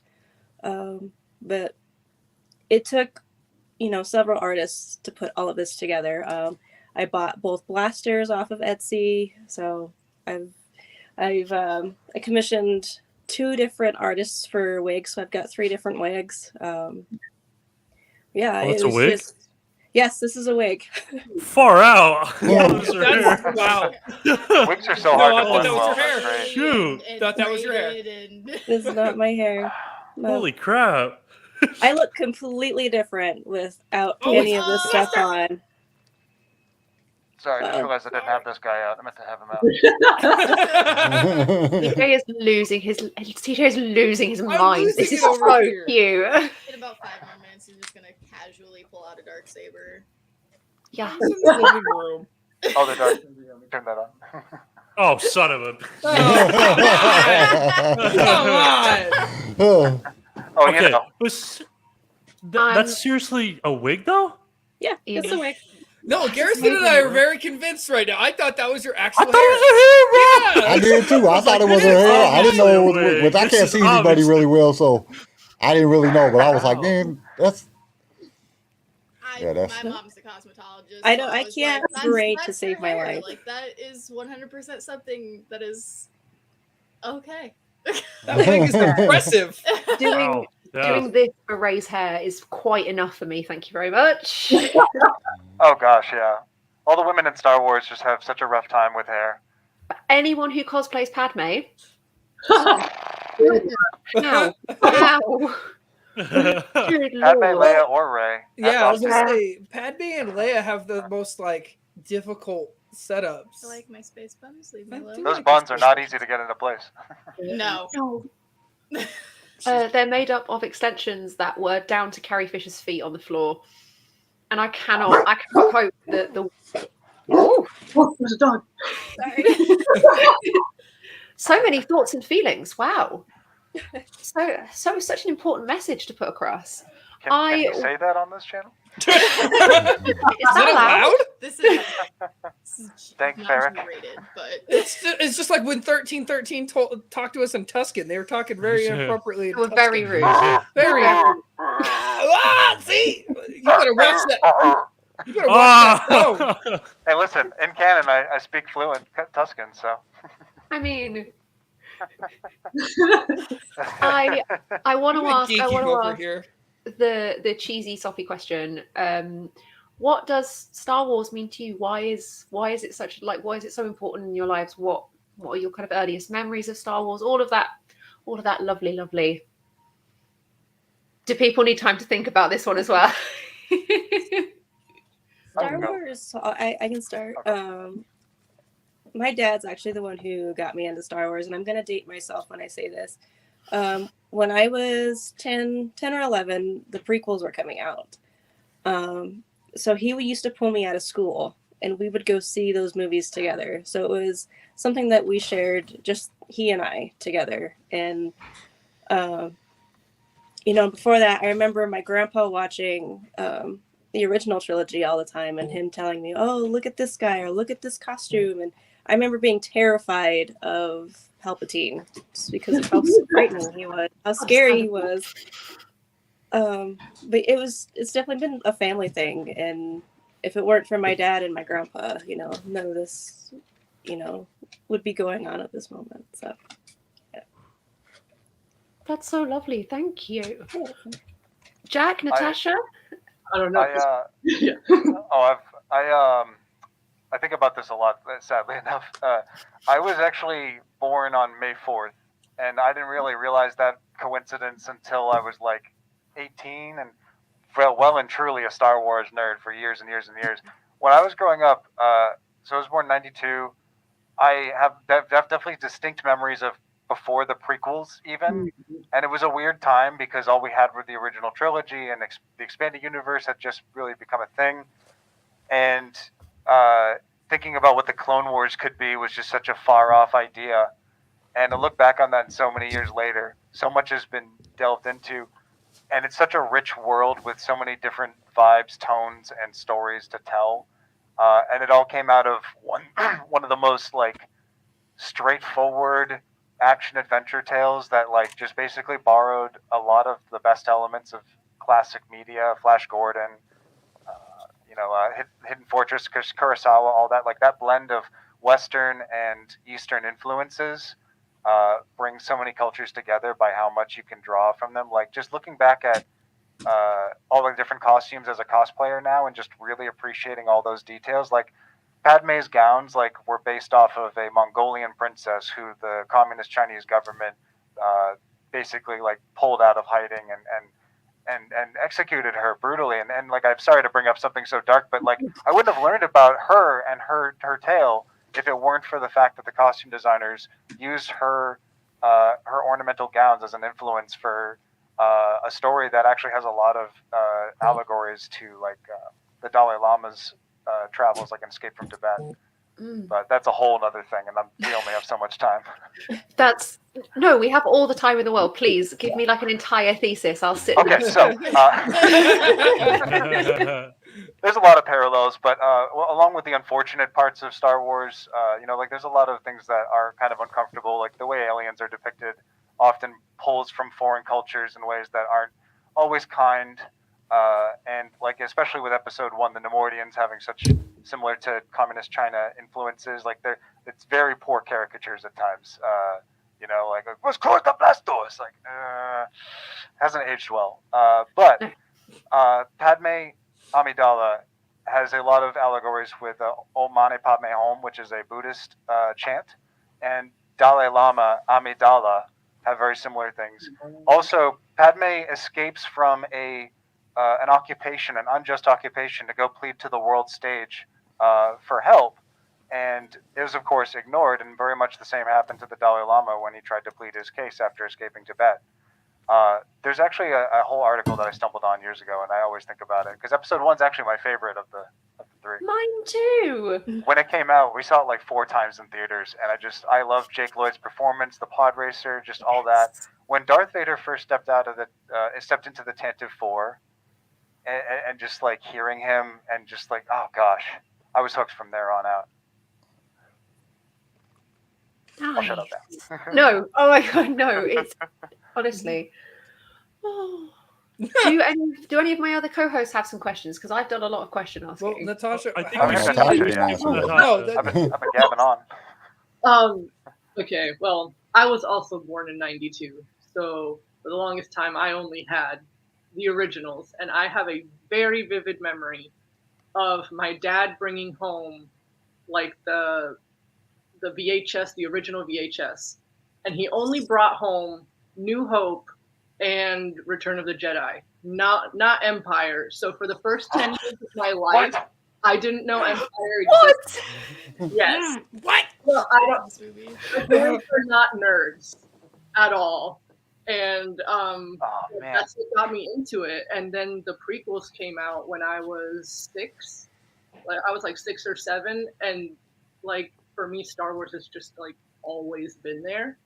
So it's always been something that I've loved. And when like even the sequels came out, it's like it just like reignited everything. Massively. And then so much content. Yeah, right. And then like now that we have like all these shows coming out, it's like what did I do to deserve to live in this line? We are so blessed. So sometimes I have to sit back and be like, this is kind of crazy exactly how much we're getting. This is mad.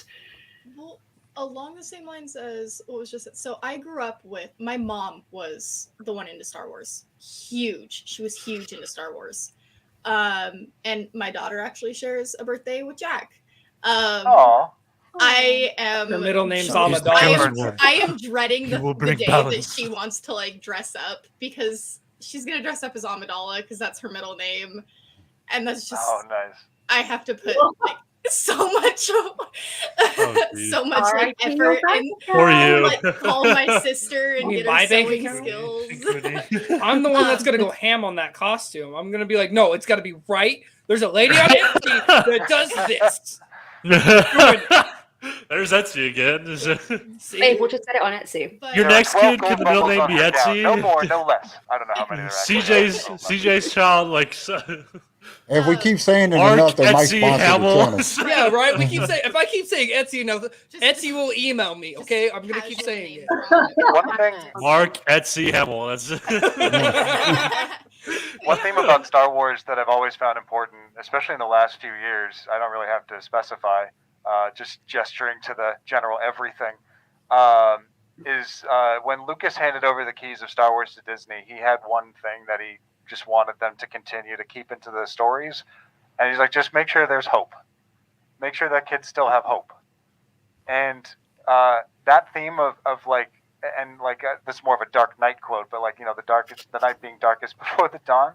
Yes. And like the way Leia also phrases it, and the way it's phrased about Leia's quote, if the sun is, hope is like the sun. If you only believe it when it's there, then you'll never live through to the day. There's a lot of reasons to be reminded of that quote these days, and rewatching Star Wars has always been such a great comfort, and being able to add so much more to it, all of it revolving around keeping up your head up in hard times, even when it almost seems impossible. Oh, I'm sorry. No, that's it. I'm sorry. Is your missiles on your arm? Are they motion sensors? Because they keep lighting up when you move your arm. Yeah, it's not intentional, but it does the trick, right? There's a battery pack, and it's a little loose. I just have never bothered to fix it because it does create that effect a little bit. There are kits that actually have like retractable missiles that will like pop in and out when you do this, and I had to make some budget cuts here and there.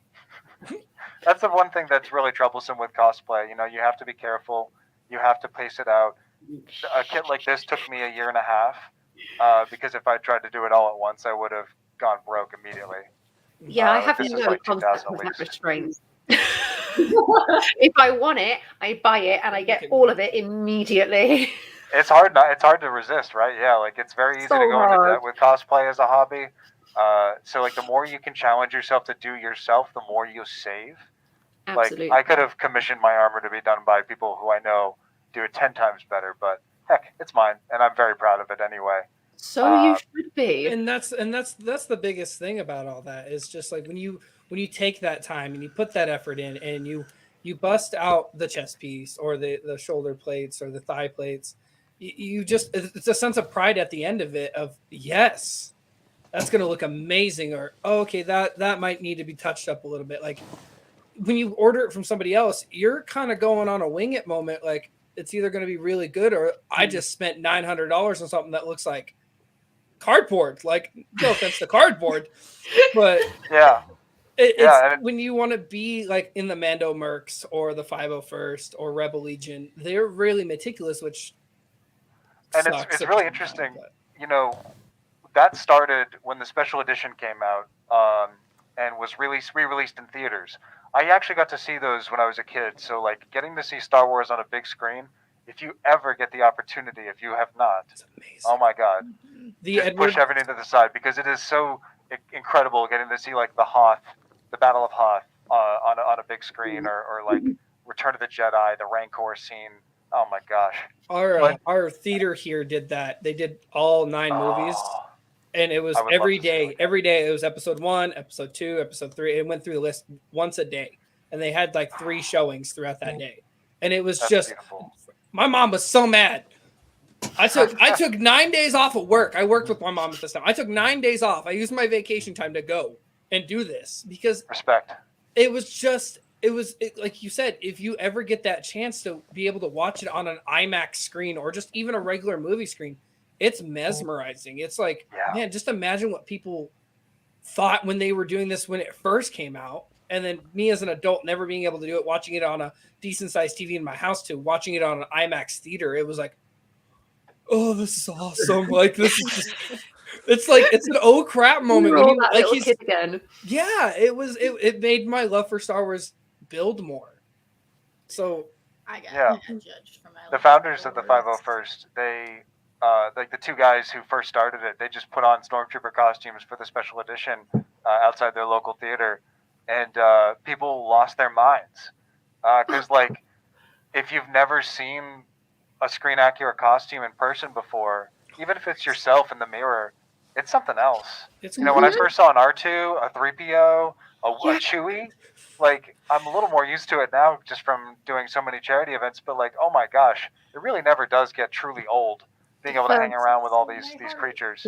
The first time I met BB-8, sobbed, absolutely just burst into tears instantly. And the people who make them put so much time into interacting with you, and it's not just the experience you're bringing to others, it's the experience that's being brought to you, and you're as much part of it as you are contributing to it, and it becomes this kind of like improvised theater performance. But it's beautiful. Every second of it is beautiful and emotive, and it's seeing little kids' faces light up and go, that's Rey, that's Ahsoka, that's Cara Dune, that's Mando, that's baby. That's Grogu. Everyone's like, Baby Yoda. Yeah, my daughter is very adamant on Baby Yoda. So every time we like go to a store and there's one of the figures, like, she can see it from across the store. That's how good she is. We won't even see I can't even spot it. Like we were walking through, she's got this Boba Fett plushie, and we were walking through. It doesn't. It's very defective, but. We're walking through the store and she's like, Boba Fett, and me, I am a huge Boba Fett fan, and I'm like, where? Like I kind of pulled a Han Solo, Boba Fett,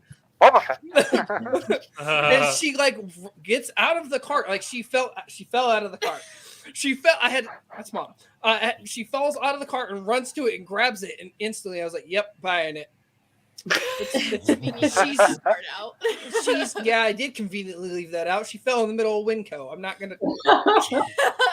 But it's that interaction with a child when you're in cosplay. That's Boba Fett, or that's Mando, or that's Ahsoka, or that's Luke. It's just seeing them and light up, and just that's their hero. It's such a warm feeling to me. And it's amazing that it can happen in a child, it can happen in an adult, or even an older person. Like I've seen people of all ages like lose their minds seeing Darth Vader, or an R2 unit. And I myself, I mean, oh my gosh, like getting to give this experience to people in small doses here and there is nice, but going to I finally got to go to Disney World and go to Star Wars, Batuu.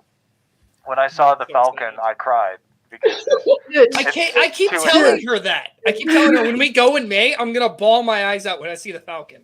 Yeah, that's when I went too. It was right after my birthday. I was so psyched, and just first I saw the A-wing, and I'm like, oh boy, I don't know if I can do this.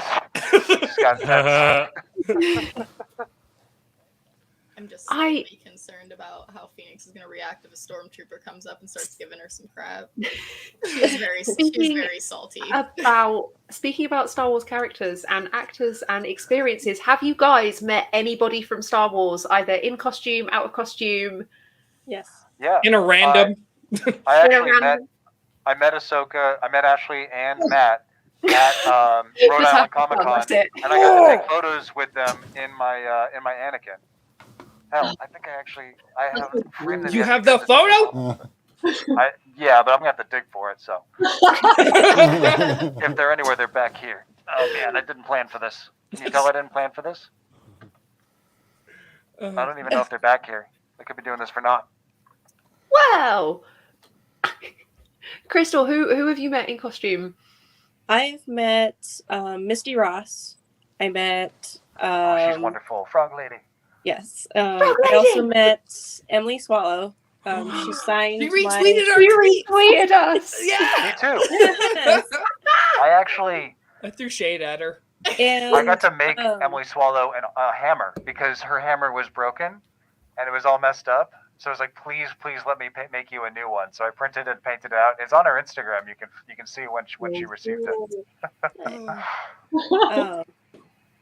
I have also met Chris F. Bartlett, where we talked at length at his booth. So it was 45 minutes. My friends and I sat and we just talked to this guy, and he's just super cool. He follows me on Instagram now. We talk once in a while. He's super cool. I like him. Super Chris nice is awesome. guy. He's like every protocol droid in Mando and Book of Boba. Yeah. And in October, I met Giancarlo Esposito in full Cara Dune gear with the heavy blaster and everything. It was cool. That's amazing. He was also at Rhode Island. Sorry, I'm sorry. I also met all these people this year, so I'm just very excited. Everybody's excited here. This is me with Katie Sackhoff. There's only a few people who Mando's ever unmasked in front of, so it just seemed appropriate. Candidates. Yeah, Crystal, somebody was asking in the chat if you have Kara's heavy blaster. Chat, I'm so sorry, I've not been keeping up. I can't see. I do have the heavy blaster, yes. I do have it. I've got the heavy blaster and I've got the pistol. I've got everything that Kara has, I've got. So, Natasha, do you have Ahsoka's lightsabers? I only have her Clone Wars ones because it's my favorite of her sabers are the Rebels Mandalorian ones, but finding functional ones that actually look and feel good is so difficult. So difficult. I want Star Sabers ones so bad, but they're little out of my price range. So, it's also for now. Who have you met, Natasha? Have you met anybody? I've only met Billy Williams. Really? Only? You met Billy D? Oh, you met Billy D? That's a good one, though. That's a freaking good one. He was fun. He was very Lando. Yeah. This thing is everybody's like, oh, Billy D played Lando very well. No. Billy D is Lando. That is just Billy D.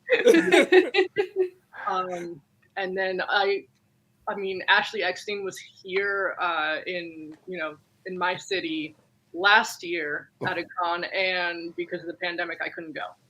No. So, sister. That sucks. Just to have that moment with her in your cosplay would be amazing. I follow her on Instagram. She takes so many photos with people in the cosplays. And I'm like, I just know she's so nice to everybody. I'm so excited for the day that I actually get to meet her. I can like tell her this character means so much to me. You have no idea. One day. Are we talking people that we've met or people that we've been on video calls with too? Video calls don't count, Kyle. Okay, I was just asking. You can't get it and pull the Ming-Na Wen card because it doesn't count. Yeah, you don't get to pull a Ming-Na Wen card. Oh, speaking of which, I also got to meet Lauren Mary Kim. She actually flagged me down. She does all the stunt work for Ahsoka in season 7, and also Fennec Shand and the armorer in Mando. Just getting to hear about how satisfying it was to just smash those Stormtrooper helmets. Could you imagine? Oh, just imagine breaking. And Omid Abdahi, who plays Dr. Pershing with the cool circle glasses. Oh, yes. He was awesome. I got to take a photo of like me holding him hostage. He was great. Before I pick all of your brains with some quiz questions, because I wrote some quiz questions for you guys. It wouldn't be Lightsaber Radio without Charlie's Impossible Quiz. What other? Obviously, we can see Jack's got his Anakin costume. Do you guys have any other Star Wars costumes, or are you are you two specifically, Natasha and Crystal? Are you very sort of one track, one costume? When I started, so my first Star Wars costume ever, I was doing a group. We were like female Anakin and Obi-Wan, and I was Obi-Wan. Never wore it again. It was Then after that, I did a Captain Phasma, and I made all of that. But I was like, because I'm only 5'5". So Aren't you a little short for a Stormtrooper? I haven't worn that one since, because that was in 2016. And then since then, I've done every Rey. So I have TFA, TLJ, and Rise of Skywalker. And I have TFA and TLJ Kylo as well. Nice. And I think that then Ahsoka. That's it. Damn. That's a whole catalogue, that is. I have a bunch. Crystal, do you have any other costumes other than Cara, or are you specifically Star Wars? No. I was actually really, really afraid of the Star Wars community before I got into this. Just once when I was a kid, I was kind of bullied because, for a 10-year-old, Jar Jar Binks is hysterical, and he was my favorite for a long time. So I kind of got bullied out of it. And then Mando is really what brought me back. And it was my friends who were like, hey, sending me pictures of Cara saying, you look exactly like this character. Why does this character remind me of you? You have an obligation now to cosplay this character. So it's like, this is required now. Okay. So as of right now, I only have Cara Dune. She's my main focus mainly right now because I'm trying to get her into the Rebel Legion. I'm actually repainting some stuff. I've got some pants that are being reworked. So I've thought about maybe doing Leia and maybe Padme in the future. But people just are like, no, Cara, nope, you can't stray. So, yeah. You do it. I worry that I feel like I've stuck myself in this box of Rey now, and anything else I do, it's why are you not Rey? Where is Rey? Yeah. So Anakin, Clone Wars Anakin, I made because my friend, I'm gonna butcher his Instagram because I had to change it at one point. Fully Armored Steve. It was a CEO at the Rex, Captain Rex. That is incredible. So I made that to be able to duo with him. And from there was a slippery slope. One of my favorite Star Wars games is Dark Forces, the Jedi Knight series. Kyle Katarn, my boy. And so I made a Kyle Katarn cosplay. That was a wonderful one to get approved. I've mentioned Loki. Iron Man is no more, but I still have a Scarlet Spider. I have Prisoner of Azkaban Harry. Rick O'Connell from The Mummy that I'm very fond of. Yes. I have to finish my Book of the Dead. Yes. Love it. Yes. And I also have Solo Empire Strikes Back with the blue jacket. I made the jacket and shirt. I commissioned the pants from Carolean Dry Goods. And I just have to get the boots and finish my holster. It's my first time working with leather. Because Star Wars has one thing I've learned the hard way about Star Wars. There's a lot of leather. Yeah. Leather's expensive. Leather's expensive. Leather is hard to sew. Leather is hard Even to doing it manage. yourself, you're not really saving that much money. The best advice I can give you is go to thrift shops and find leather. And it saves you so much time because my Han belt that's in storage is too late. I have a whole shoulder's worth, and I don't even need that much. It's just that's all I could find when I needed a little bit extra. But hey, I like picking a tough project to force me to learn all the basics of it. Yeah. And that's the beauty of cosplay. Like I never knew how to sew. I barely knew how to 3D print, and I didn't know how to finish anything. I could just print stuff. I didn't know anything about electronics. My first ever electronics project was an Iron Man reactor. And then I got the helmet done, and that actually lights up with a magnet switch. So that was really fun being able to just kind of turn the lights on and off, because when the lights are on, you cannot see a damn thing. Because your eyes need light to see. So when there's light blocking it, I mean, physics, you can't beat that. But that's the beauty of cosplay for me, beyond just like doing it for others. Like the reason to do it for myself is to learn a new skill and a new project. Like, I'm only going to talk about this because I just made this, but I resin printed a Game Boy, and I learned how to put the buttons in it, and I made it like those '90s ones where it's see-through. Yes, so cool. But it plays like PlayStation 1. I have Star Wars Episode 1, Dark Forces, Rebel Assault 2, like all Masters of Taras Kasai, all the kits. Are you all planning the on classics. selling these? I can't. So because of the chip shortage, Raspberry Pis, which is what this is based on, just like those tiny little microcomputers, they're like $150. Yeah, you can see. Oh, geez. Game Boy. And like, there's so much wonderful information. Like, so much of these kind of projects, I think for me at least, come out of just being bored, going on websites like Etsy or Thingiverse, and being like, what cool 3D models might be out there. And like just trying to see like what projects I could obsess over for a little while. That's how Iron Man started. I just found the arc reactor was like a wearable prop online, and you can find the circuits. And if anyone watching wants to try to make your own Iron Man reactor, it's tough, but you can definitely figure it out using what's on there. And like just having all these open source projects just sitting there waiting for you to try. I've put a few of my files up for free on there too, because it's nice to be able to contribute as well as benefit from all this hard work from other people. Like these 3D models, I wouldn't have Mando without them. Like it takes a village to make these things. Yeah. Jack, I'm just gonna say, when CJ first pulled me over to see you, I figured, okay, where is he? Like, there's Anakin in the corner. There's a Mando that he has just chilling in the corner. Like, what am I looking at? We all did that too. Garrison was sitting there, and he's like, "Where is he?" And then he moved. Garrison's like, "Whoa, he's right there." This is not the first time I've had Mando on a podcast. I've learned the tricks. I will. I'm gonna nerd out for my best friend right now, just off of you having had an Iron Man suit. My best friend is obsessed with Iron Man. He's made numerous. When the actual suit was stolen from LA, everybody asked him if he did it because he had plans. He had plans. He's like, "This is how I would do it. This is how I would do it." And so you had an Iron Man suit, and I'm just gonna nerd on behalf of him. So there's someone at the dump who got the broken pieces of my old Iron Man suit who was very happy that day, and I hope they had a good day. He has the reactor, and he just walks around the house with it on. Like, I'll walk in. I did that for Halloween at my job once. It's like, hey, listen, it's Halloween. I'm not customer facing. I'm wearing this. Can I ask you guys some quiz questions? Just to see, how's everyone's Star Wars general knowledge? General knowledge? Yeah. Your questions are not general knowledge. General knowledge is like what order is Star Wars? That's general knowledge. Before we do that, Chris asked a question for Natasha. Do you have the sabers at hand? By chance? The Clone Wars ones? Yes.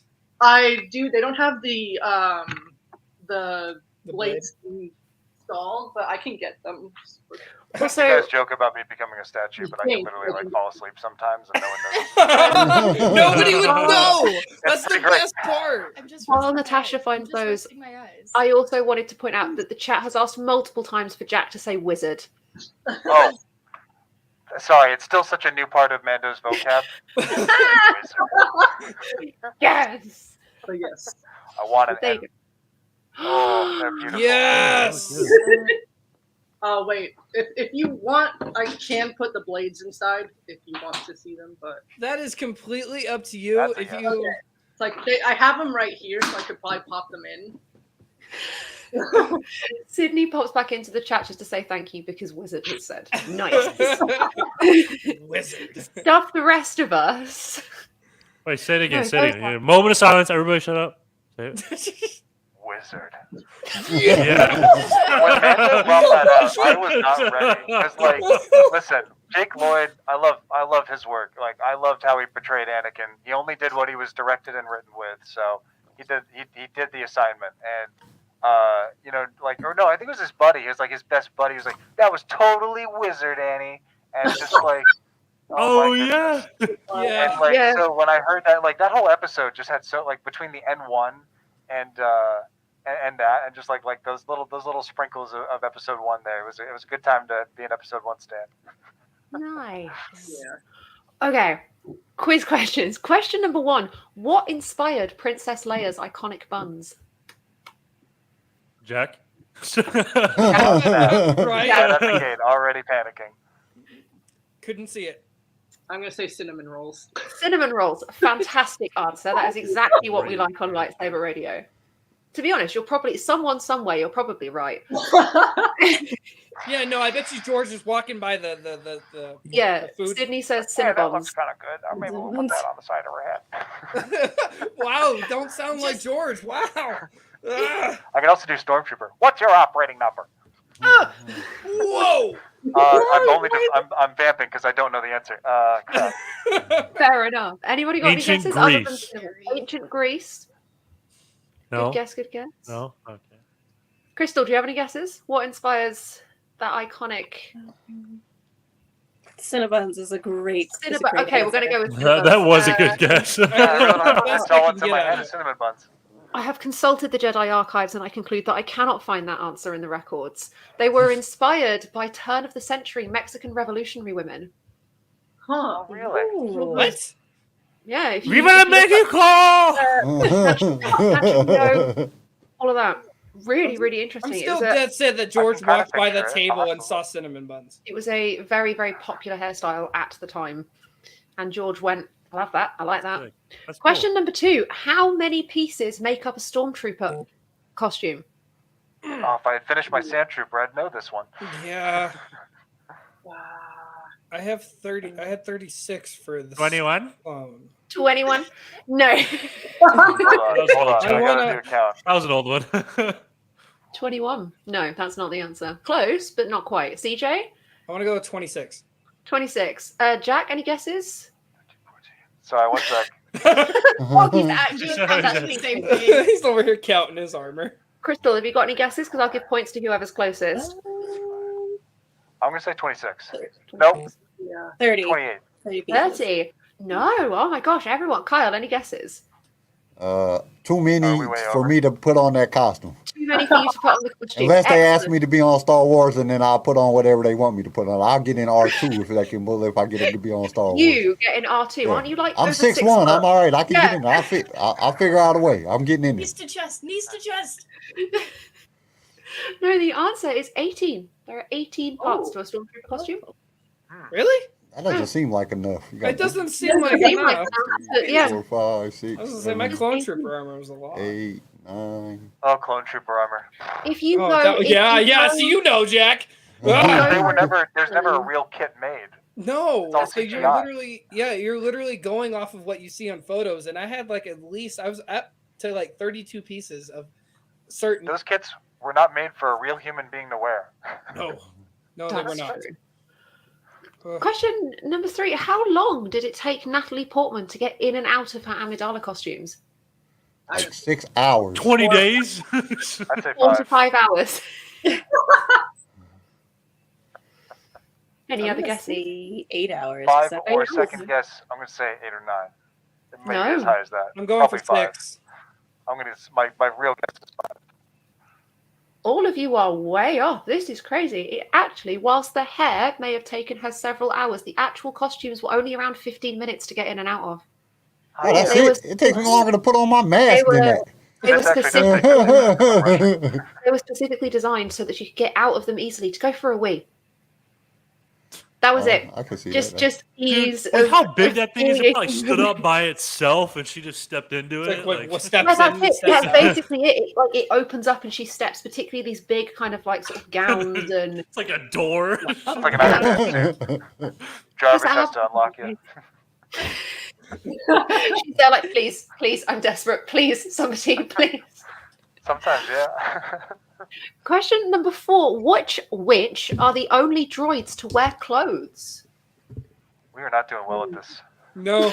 Only and that's why when she says, sorry, "Oh, these are everyone. just basic questions," no, they're not. This is the hardest crap. Nobody knows the answers to this. There was like a super impossible just Star Wars Celebration quiz, and I got about the perfect average on that, and I felt good about that. There's nothing does on my General quiz. Grievous There's nothing count? on this. Yeah. General Who Grievous? said Droids are General wares. Grievous? Well, you know how I feel about did. droids. I don't appreciate this question. You don't appreciate this. Am I allowed to answer? Of course you are allowed to answer. Of course Yeah. you are. Does General Grievous count or no? Yeah. He does wear. What about cape. his He Magna does wear Guards? clothes. What about his guards? There His we Magna go. Guards? There's the point for you. Congratulations. I was General going to say Grievous also is the Magna commando Guard. droids because Yeah, they actually Yeah. They wear wear clone cloaks. armor in the Clone Wars to hide amongst them. In canon, the cloaks are made out of muumuu hide, which is a type of mammoth. Moo. Oh. A Yeah, what? it's like Star Wars, a muumuu, a type of Star Wars A mammoth. moo Cool. Like, yeah, Moo- right, like a bantha. Oh my god. Our final question: in A New Hope, what was the total cost of Darth Vader's costume? $4. Like $50. $4, $50. Jack, any guesses? I'm gonna say $1,000. The first Star Wars was kind of a mess in terms of production. No one believed in it. They used like cheap ABS plastic molds. We've got CJ with a grand. Garrison, any guesses? Like $400. $400. Yeah, I'm gonna say I've been overshooting so much. I'm gonna say $3.99. Bob. $3.99. Bob. Finally, somebody gets Garrison for that. Crystal, what's your guess? Let's do $650.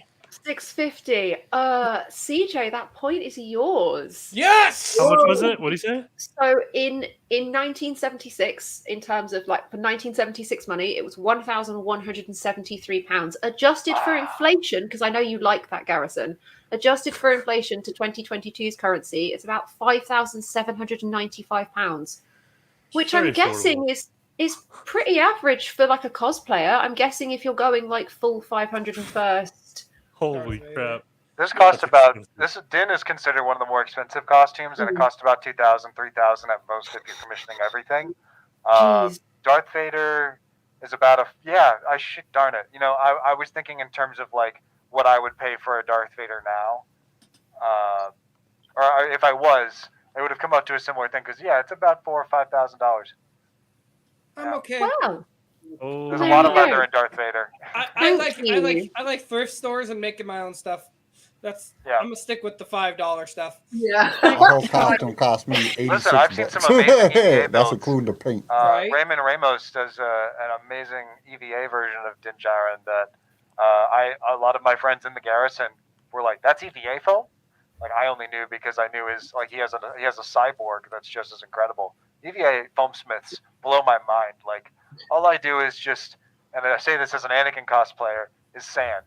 All I do is just sand all day. Yeah. That's not very hard.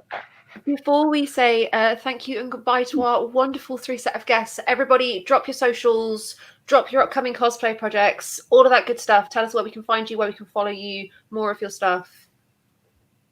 I am Waters of Glass. It's on. Yes. It's on the screen. Yeah, because, it's on the screen. it's weird to spell. And that's pretty much it. I just have Instagram. Instagram. That's absolutely fair. Crystal, sorry, go Crystal. I am Little Miss Marshall. You can find me on Instagram at Little Miss Marshall and on TikTok at Little Miss Marshall. Very, very good. Really good. And just to plug it, if anybody is looking for a home in a group that isn't necessarily the 501st or the Rebel Legion, I am part of a new clan called the Mando Clan Shroud. And you can find them on Instagram as well. Amazing people. I just went to a convention in January with them, and it was an experience of a lifetime. So if somebody needs a home but doesn't want to go full screen accuracy or has a design that wouldn't fit into those other groups, Mando Clan Shroud is the home for you. Oh, fantastic. Jack, where can we... I know it's on the screen. Yeah, don't worry, I'm happy to say it. Yeah, you can find me at Rocinante Cosplay, as you see down here. If you like watching me play games poorly, you can see me at Rocinante Plays on Twitch. And Twitter, it's Rocinante152. I gotta get some brand cohesion there. Right now, I've just been Mandoing my way across the universe. Just a simple man making my way across the galaxy. There you go. Eventually, I'll finish my Han. I just downloaded files for a Battle Droid B1 blaster, so I'll probably be showing off that. I've been doing a lot more airbrushing work, so I've been taking a little break from new cosplays and focusing on just smaller projects to hone new skills. But you can find all that there at Rocinante Cosplay. I love updating my stories with all the things while I'm in the moment and then posting the finished work on my page. Thank you so much to the three of you for joining us. It has been an absolute pleasure, Natasha. I can't believe I got to talk to you. I'm so excited. I'm going to be screaming about this for days now. As soon as I log on. Yeah. Crystal, it's been amazing. Thank you so much for joining us for our podcast. It's been wonderful, an absolute pleasure. We would love to have you back again in the future, always. Absolutely. May the force be with all three of you. Thank you so much for the opportunity. Oh, honestly, it's been a pleasure. This is the way. If I can just say, if I had one word to describe how fun this has been, it's been totally wizard.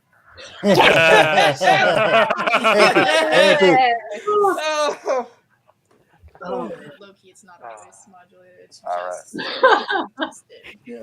Everybody take care, and we are going to carry on with our next set of guests, because goodness me, it does not stop. Let's go. Is this the last set? Or Take care, everybody. Bye. is this our last set of guests coming up? Yes, it is. We are now welcoming to the stage Aspen as fellow Ray. Hey, Ray. Hey, Ray. And we have... What's going on? How you guys doing? Love the Rebel pilot outfit. Thank you. How you guys doing? Ray. I know Anthony and I talked, and he said quite firmly that as much as I would love to wear Mando, can't sit down in it. Can't sit down in it. Oh my God. Can't breathe in it. Well, I just when feel Jack like was sitting, this. Jack was like this the whole time. He was just like.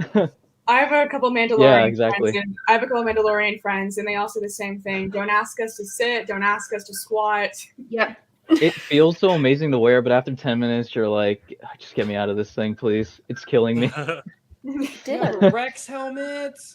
Yeah, that's actually my next project. I'm working on Rex armor and everything. Just built the pit droid, actually. Figured I'd put him in the camera. Yeah. Welcome to Lightsaber Radio. We are just waiting on Dylan, who is complaining that he's not been sent the email, but he has been sent the email because I sent him the email. He is very good at this. He did it to me the last time he was on. Aspen, I'm so glad I didn't put my Rise of Skywalker on, because then we would have... I considered it. I thought about it. And I was like, no, I'm going to put my dark ray dress on because it's comfy. We would have been twins. It would have been awesome. I'm dying. That's all I gotta say. I'm dying. I'm so hot. I don't know what to do. Take the mask off. I can't. I promised everybody I was gonna wear it the whole time, so I'm wearing it the whole time. He's committed. If I can go 4 hours in the MRI, I'm pretty sure I can keep a mask on for a couple hours. Super cool when you take a hit of your vape and then it just comes out the That's vents. why I keep trying to do it. I've been trying to keep doing this because like when I take pictures sometimes, or I'm doing videos for TikTok and stuff, I'll do it and then I'll just let it, and then I'll get the picture and I'm like, dude, that's so cool. I got to do it on the show. I too have worn costumes or something like that, and like specifically just kept hitting to get specific clouds. I have a Vader mascot in the living room. Yeah. That would be so funny to do that in. Or the Mando helmet I have now. As I've is that Dylan? No, it wasn't Dylan. I'm going to kick you guys off by asking one of like the big question, really. Why do you cosplay? You want me to start? Go ahead. Okay, so actually I was invited to my first con and SuperCon. It was like 8 years ago, I want to say it was, and I had no idea what to expect. I just was told, oh, just wear a costume, you know. My first was like some cheap Spider-Man suit. And I went and I was like not really expecting anything, but then I was like, wow, look at all these amazing intricate cosplays that people are making. They just inspired me, and I met some amazing people that I still talk to this day, and it's kind of sent me on this big deep journey of trying to learn more, you know, improve my craft, and it's been an amazing journey so far, and I met some amazing people. I just love it. That is fantastic. Aspen, how did you end up cosplaying? What's your journey been? So like the simple answer, you can be like, yeah, I told them like, wow, it's a cool outfit. I'm gonna wear that. Yeah. But so I finally got into it like officially during quarantine over 2020. I was a baby cosplayer, like didn't know what I was doing. Was like going for cheap versus quality. But I think there's something to be said about wearing a character that you connect with. Like for me, like Wonder Woman, Rey, Korra, Elsa. And there's something about wearing it that makes you happy. And for me, I also do cosplay charity for like kids that are in hospitals or in need. There is nothing that compares to like a little 3-year-old also dressed as Rey and walking up to you and being like, I'm so happy you're here. And you're like, okay, don't cry. Makes it all worth it. Fight it. Oh no, what really got me is when this little girl looked up at her mom and she was like, she came all the way across the galaxy to see me. And I was like, oh God. So cool. No, why you gotta pull the heartstrings? I'm sorry, I would have been crying. I'd have been crying. I'm lucky I wear a mask, because then wouldn't nobody know. No one Well, sees it. afterwards I used to do, because me and my Mando friend will do it. And it's kind of funny, like we don't get it, we don't know what it is. You would think the kids would be terrified of Mando because he's like, you know, big and scary. My friend's like 6'2". They feel so safe around him. Like they'll just go and hug him and just or like him and me, and then they'll be like, "You'll protect us." And I'm like, "Sweetheart, I love it so much." Yeah, that's so beautiful. And now I am questioning my Death Watch costume. Yes. I am Do it questioning anyways. every aspect of it just because of that right there. One of my favorite things is I have a friend who does a Chewy. It's like the whole thing's like handmade. It's all like hair extensions. It's absolutely incredible, and he wears stilts as well. So he's like sort of 6'2" anyway, and he gets sort of like full sized. And it's when little kids look at him, and you get that split second of, am I going to cry or am I going to hug it? Mm-hmm. and that's what people like you and I are for, raised to sit there and go, it's okay, it's friendly, it's okay, it's all good. No, I feel a little don't bit cry. weird. I feel a little weird hugging kids in my current costume. So I mean, that's you guys. Understandably so. You're Ben Swallow. I am surprised Ray has not asked me to put a shirt on. Dylan, we're waiting on Dylan. He's coming. I can see half a Boba Fett. Half. I can't see anything. It's black on my screen. It's black on my side. Oh, okay. We'll Cosplaying the Force. I recognize the username as one of my followers. I just don't know what he looks like. We'll get there. Why did you guys pick these costumes? I know, sort of, Aspen, you kind of explained that within your answer, but do you guys have any specific?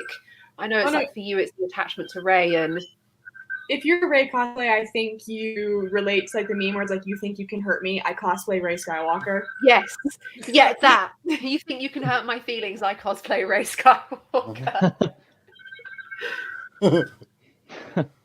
For me personally, this is actually my Poe Dameron. I'm just not shaved or anything. But I love Poe. He's like my second favorite character in the sequel trilogy. I just love his wit and just such a cool pilot. Just that whole scene in Force Awakens where he's taking out like 10. I got total goosebumps in that scene in the theater. It was just amazing. I loved it. I loved his pilot scene in the beginning of the Last Jedi. That was just my favorite thing. Just how he whips the X-wing around is just that beginning scene. Like this movie started off, I'm like, oh, this could be good. This is gonna be all right. It's gonna be. It's crazy maneuvers, yeah. I just like the fact that he flew out there and he was just sitting there. It was just him. He's just sitting I there. love that he's trash By himself, like, why are you by yourself? Like, he's just sitting there like, what? Against this giant Star Destroyer, and he's in this little X-wing. Like, what's up? What y'all want to do? We gonna do it? Super cocky. My favorite thing is when he talks about General Hux. He's just bashing him. He's like, yeah, we got a transmission from your mom. Beautiful. Oh, the writing in that movie. Did you guys make your costumes? Did you commission parts? Is it something? Did you buy like the completed costume? Because we support all forms of cosplaying on Lightsaber Radio. We love all of it. So my bodysuit is bought, but the belts are kind of messy right now. The belts are made, arm wraps, and these are made. Nice. Belts are kind of falling apart because I rushed on here. It's fine. It's fine. No worries. No worries at all. So mine. Sorry, go ahead. Go ahead. Sorry, I didn't mean to cut you off. I didn't. Right, are you done? You could ask. I thought you were still going. But yeah, I usually would like with cosplays buy the bodysuit because I'm not that talented. But then stuff like arm guards, tiaras, stuff like that, I can usually make. I find a lot of satisfaction in making the small parts. A lot of my Jakku Ray was pre-bought, and I took time to make the bracer and the hip bag and the belt, and I put my time and my energy into those smaller parts, and it left me feeling so satisfied with the costume because there was so much that was. Shout out to the Ray cosplay community on Facebook. Would not have the costumes that I do without them. Love all of you to pieces. You're amazing. Could not have done it without that entire crew behind them. Anthony, are you a builder? Are you a buyer? What's the vibe? I'm kind of a mishmash. So my entire Mandalorian, at least from the armor, was completely 3D printed, sanded, and finished. This is mainly bought. I built the chest box out of like foam, as you can see here, and I got some Velcro under here. I almost forget what this is actually. It's like some hard kind of like board of. I can't even remember what it was. And this is actually just like a vacuum tube cleaner. Shoving like the weird pocket thing that they have on the X-wing suit. I'm sorry, that really got me. And then I just kind of like weathered the crap out of this suit. You can't really tell on camera with the lighting and everything, but I just took a bunch of I think it was called Fuller's Earth or something like that. Just douse it in and then just like put water on it and like damped it in, kind of make it a little weathered. But yeah, this is probably the least work I put into a cosplay. Yeah. It works. It works, yeah. It works. Aspen, what's then, the... oh, I'm so sorry. No, you're good. There's just a Black Series helmet. Yes! Nice! What's up there? Aspen, There's what's some poor your... Dyson out there without a tube.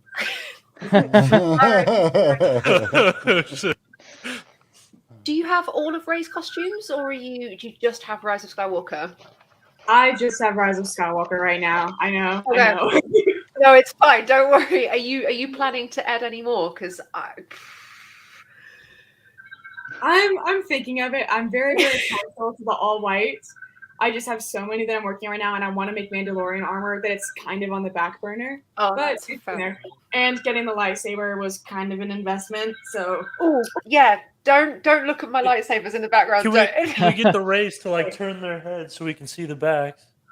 Yes. Did you do yours too, Aspen, or no? I was going to, and so here, funny story. So I saw the DM, and I was like, "Wait, Eastern time. I'm Mountain time. That's like 2 hours ahead." Yeah. Yeah, you know the struggle. I know the struggle. Yeah, honestly, Still a good. All yeah, good. from the front, I absolutely can't tell. Genuinely. Yeah, it looked like she had it. That's why I asked. Yeah. When I'll do TikToks as race, as I'm rushed, I'll just like get the one bun and put it in the center. Oh, there it goes. Yeah. Talk about Ben Swallow, eh? Did you see that? He flexed it broke. Wow. Yeah, that's it. I was smaller when I started cosplaying, and then I started working out, so now it's my party trick. Oh, dang. I do be simping. Give me a second. Goodness me. Wow. burst out of this thing. Dang. Dylan, are you Figure here? it out. Can you hear us? Are Are you you with there? us? Dylan, Your camera's off, Dylan. my guy. I'm gonna beat my camera with my blaster. Hold on. There we go. I can hear it. The first time he says like, "I'm gonna beat my kid," I was like, "Whoa!" What was this? Another Anakin cosplayer. Jeez. Whilst we're still Yo, waiting get my for Dylan- camera. Hold on. That's my thing. Hey, yes. Excellent. Dylan, I'm going to ask you all the same questions. Why do you cosplay? Why do you cosplay? Why Boba Fett? Give me the details. Give me. My eye is killing me. I feel that. I feel that. Oh my gosh, sorry, I had to take my helmet off. Oh hey. Love I that. made it, I survived. Oh, Oh my gosh, I'm sweating so profusely in this thing. I got ready like an hour or too early. Oh, me too. Mistake. I've had this one contact in for about 5 hours now, and I didn't need to have it in for 5 hours. I've just been. Then take the contact out. No, I have to commit. If Kyle sat No. here sweating his little head off in that helmet, Oh God, I'm so hot.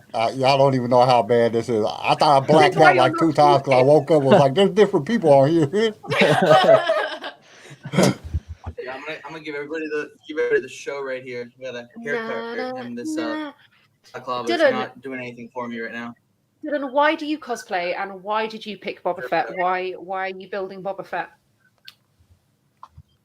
So I started cosplaying probably I've always like gone all out for Halloween, and it's always been something that I've really loved. And you know, I was just like, oh, I can only do it on Halloween because that's the socially acceptable time to do it. But then all of a sudden this little thing called the pandemic happened. And for Halloween that year, I went all out. I put together Bespin Luke, and it was this like I took my time. I like sourced all the pieces. Like I put in the work. So after this, I was like, hey, this is kind of cool. I can make a hobby out of this.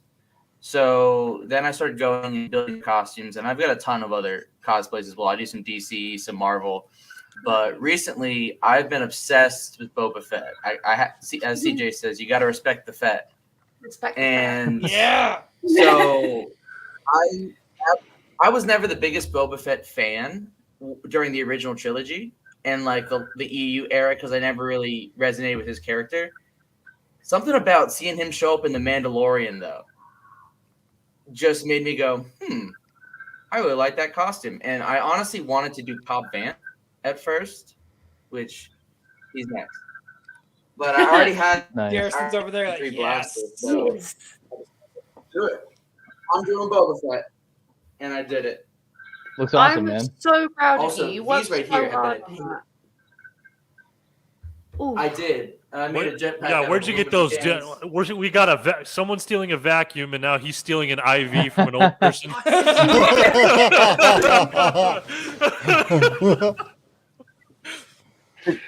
ordered them off the Amazon. I looked up like tubes. Okay, I just typed tubes into Amazon and it came up. He just went to a hospital. He's like, I'll take that. Like I know what my new costume's gonna be. I'm about to be a Rathtar. I'm about to create a Rathtar. I'd be interested in seeing that. Oh, that would be awesome. I want to do a Rathtar. So you're telling me, knowing that you can get My tubes hair on is Amazon, you don't want to do a back to suit. You don't want to do like a Finn running through the hallways, Finn naked, licking back. leaking. I don't have the ass for that. I don't think I can get away with that. Everyone at the after party, back to diapers. Yes. Yep. Aspen Back to suits. Literally, like. Make it. Somebody needs to make it. Somebody needs to make it. Aspen and Anthony, what was your first cosplay? I don't know if I quite asked this in the first question. How did you end up even doing cosplay? Because for me, somebody said that I looked like Daisy Ridley and said that I should dress up as Rey, and I was like, okay, I'll do it. I'll do it. And now I'm here. And I don't know how I ended up here, but now I'm here. That's what people. It's like I see it. I see it more with you than with me. People will be like, "Oh my gosh, you look just like Daisy Dude, Ridley." Right? Really do though. Oh, when I put time into the makeup, yeah. Oh I yeah. love Daisy Ridley. When you get that contour right and you get that nose shape right, done. Oh yeah, she's my queen. So I had a Walmart Rey cosplay, and then I saw Frozen 2. Went in quarantine, and saw like an actual like Elsa Frozen 2 dress, and then it just kind of kept going from there. And I was like, shoot, I want Rey, so I just waited to save up for a Rey and got it. It was kind of fun explaining it to my family. They were like, it's not Halloween yet, and I was like, so I cosplay. And it was actually kind of funny. So I started doing like TikToks for it, and my family did not like it, so I didn't tell them. And then my mom texted me. She's like, "Hey, so our neighbor just came to visit," and I was like, "Yeah." And she's like, "He says you have 50,000 followers," and I was like, "Yeah." And she's like, "You have TikTok?" And I was like, rapidly going on and deleting a lot of videos that I know my mom wouldn't like. But I've got to get those thirst traps just into the privates, in the privates. Anything that had a cuss word, anything that was like suggestive, anything like that. Do we have the same mother? Like, oh my gosh! But like, there's one where I dressed up as like Sukuna from Jujutsu Kaisen. I know, not Star Wars. I deleted that one faster than any of them. But yeah, Rey is definitely a comfort cosplay though, just because I think you probably relate to this. There's something about a community dressing up as Rey, and you get at least one person that's telling you you're wrong. They're like, "Oh no, you don't like Rey." Like they're just like telling you like you don't like Rey. I'm like, so actually do. I'm wearing the costume. What do you mean I don't like it? I'm dressed as them. Well, like, oh, you just like her because she's a Like, Mary oh no, Sue. I'm dressed as this character. If I hear one more person call Rey and Mary Sue, I am throwing hands. But I'm not a violent person. Toxic Not a fans. violent person. It makes me sad that The Last Jedi kind of took her more of like a moody route. Everybody Because watched you that see in one The Force video. Awakens, the way she talks, like she's very brave, like she like stands up for herself, but she also gets so excited when she's like, I bypassed the main compressor. Like but she can also stand up for herself, and that's what I love about her. She's not like, I can do anything a dude can. She's just her. Yeah.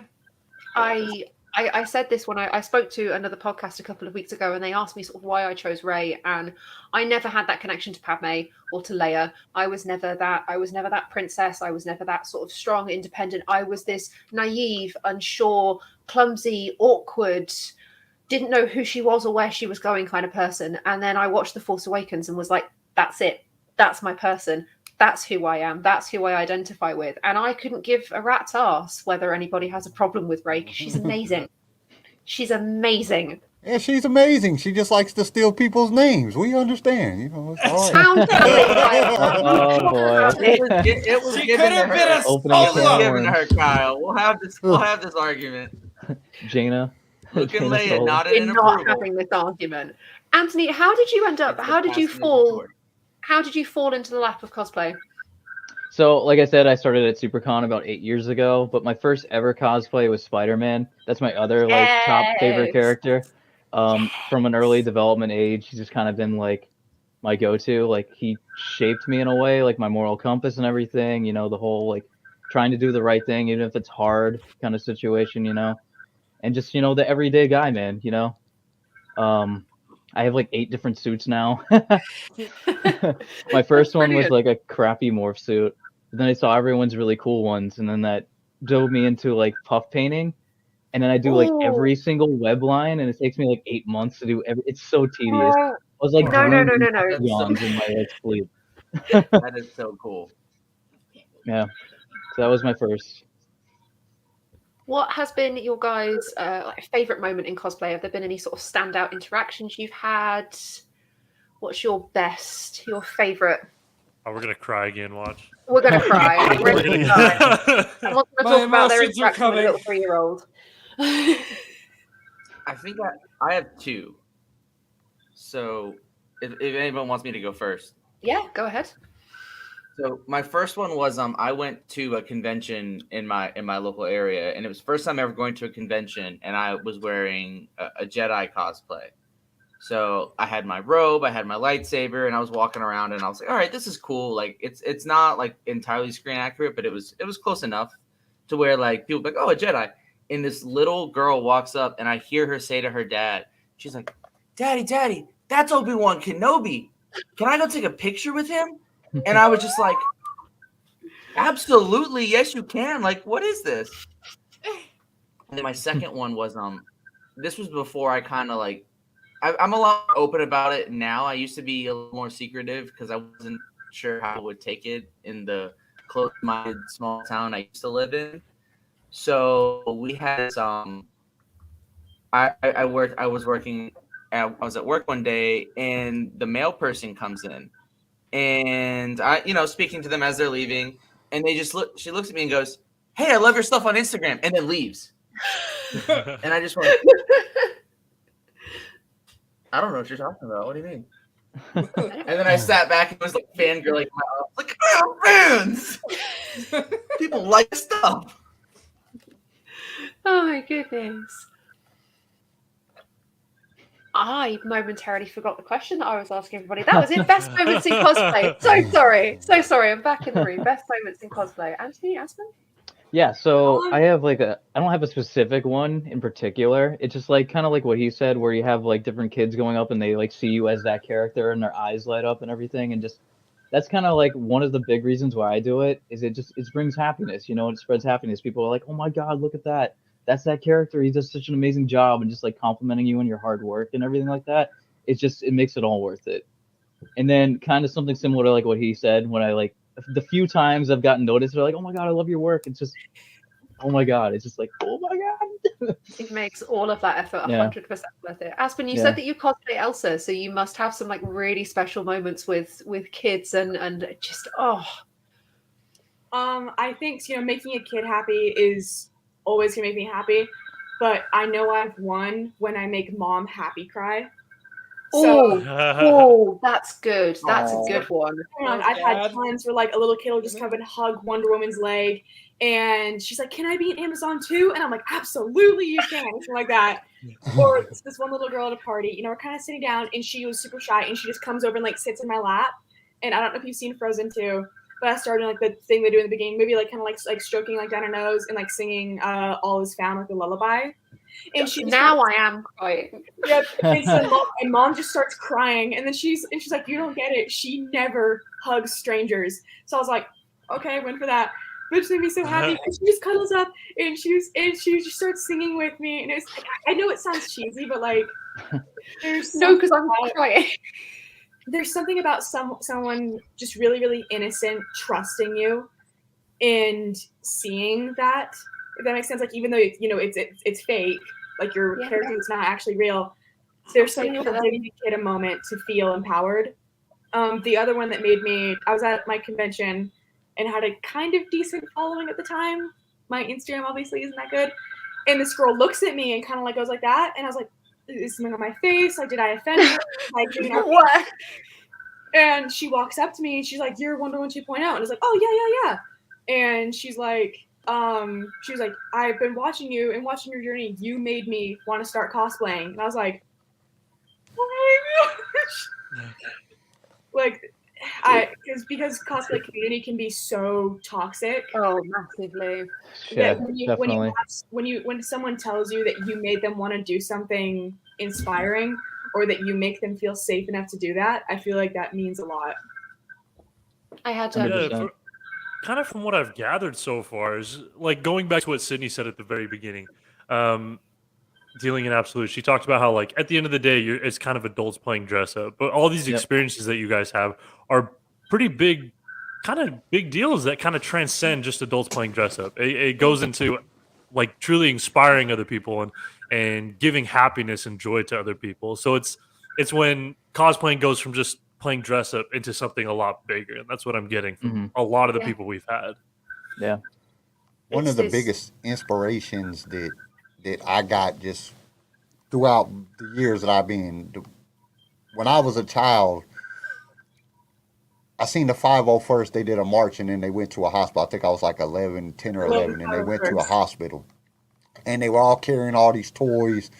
and they had like police escorts, and they were all in their stormtrooper armor, and they walked down the street, and then they went to the hospital, and it was just amazing. Like, it was something that was beyond belief. That like, what is going on?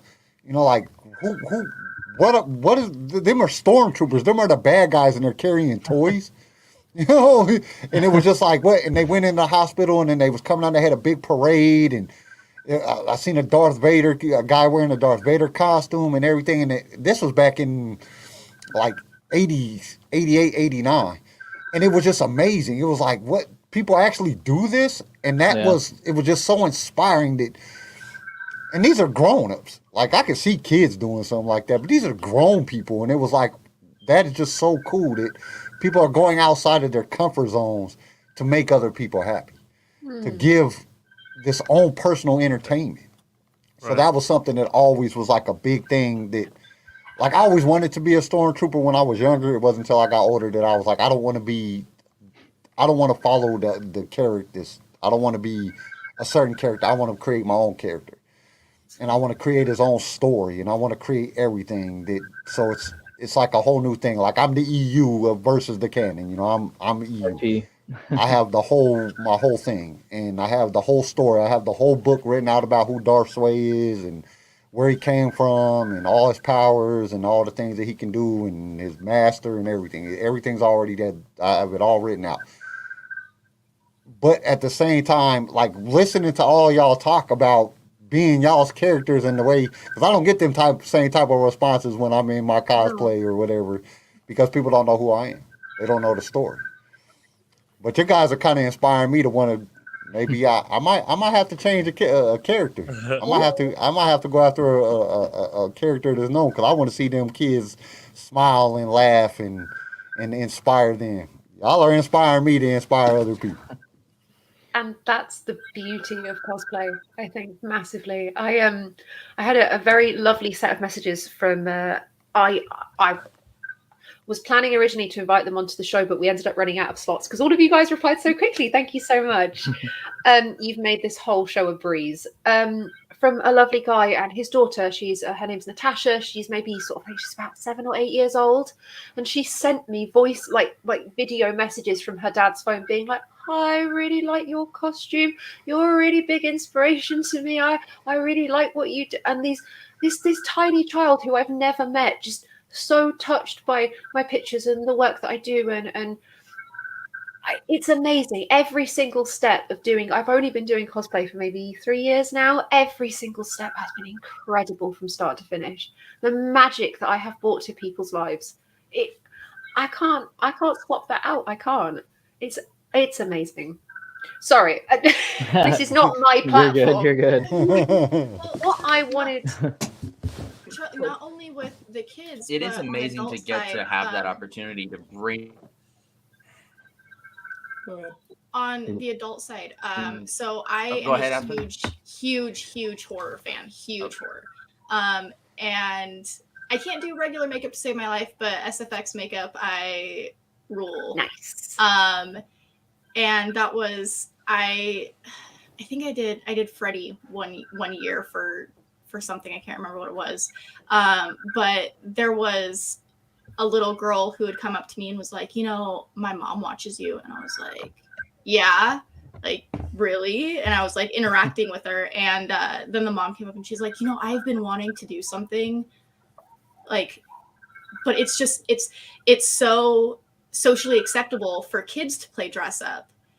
But as an adult, you don't get that same acceptance from society as, you know, a kid just wanting to go to the store dressed as Elsa, or my daughter Rapunzel. I go to the supermarket dressed as Elsa. Right? My daughter gets to wear her Rapunzel costume I've actually got a everywhere. funny story about that. And really so funny story about that. it's nice that everything has just kind of changed to you can go and get into this different personality almost. Like, you don't have to be yourself for 30 minutes, even if it's just getting up to do the dishes. Like, you can dress up and do the dishes, and it's just really fun just watching how everything has kind of changed. from growing up as me as a kid to now me as an adult, being like, oh yeah, so this is actually a fun thing that I can do. Being an adult can be fun. Bills suck. What are you talking about? Yes, oh, it pay can. my bills dressed as Freddy Krueger. Leave me alone. I got a funny story about I've actually got the true story cosplay. It was the same time I went to that con, and it was in my Jedi outfit. And my friend and I stopped by Walmart before we had to go in there. And she was like, "Are you gonna be all right walking in there?" I was like, "Oh yeah, I don't care." And so we went. I was Obi-Wan, and she was dressed as Kim Possible, so she could pretty much pass as a normal person, just a little more higher fashion in the store. But me, I stood out like a sore thumb. So we're walking around, and I'm doing my thing, and I'm waiting. She had to go to the bathroom, so I'm waiting for her by the bathroom. And this old Southern lady comes up to me, and she goes, "Excuse me, young man, why are you dressed like that?" And I look at her, I go, "Oh, this is what I wear every day."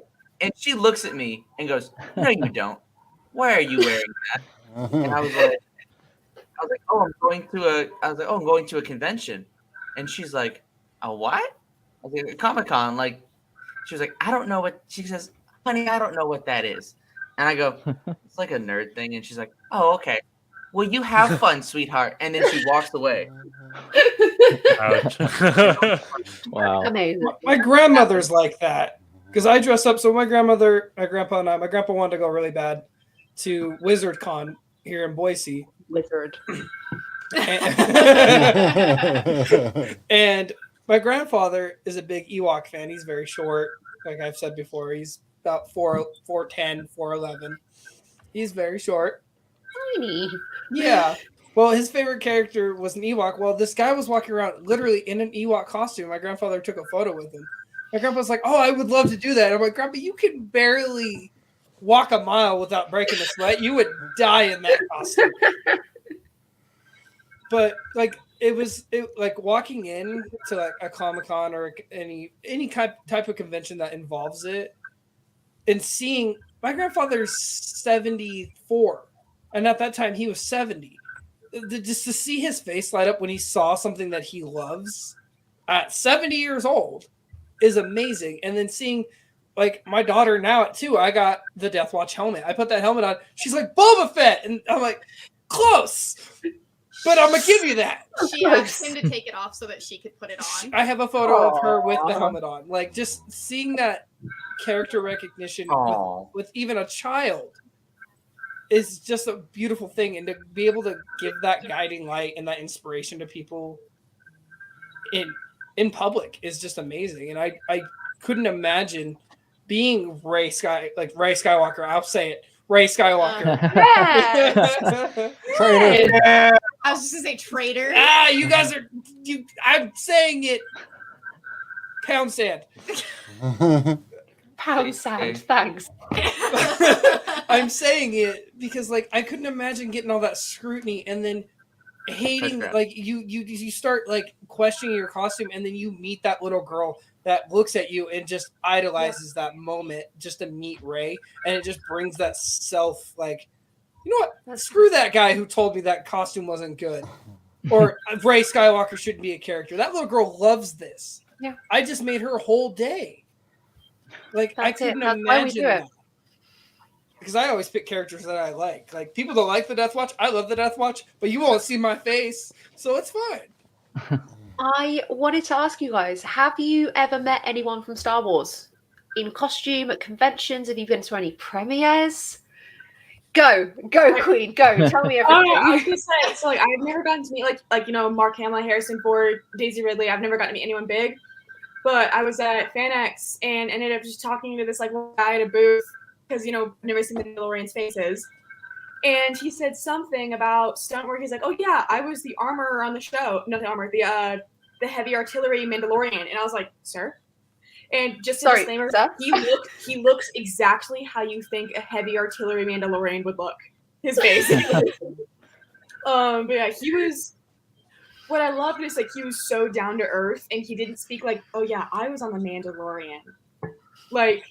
He just talked to me like I was a human being. I was like, And the voice actress for Ahsoka was there, but it was also like $200 to talk to her, and I was like, I'm a distance. I would pay it. I would pay it. I met Jason David Frank at WizardCon, and I lost my mind. The White Power Ranger, that was my childhood. That was like the proudest moment. I got kicked out of school for bringing the White Power Ranger sword to school. It was a toy. I never saw that toy again. They took it from me. So I met Jason David Frank, and I cried. So I can give that moment out.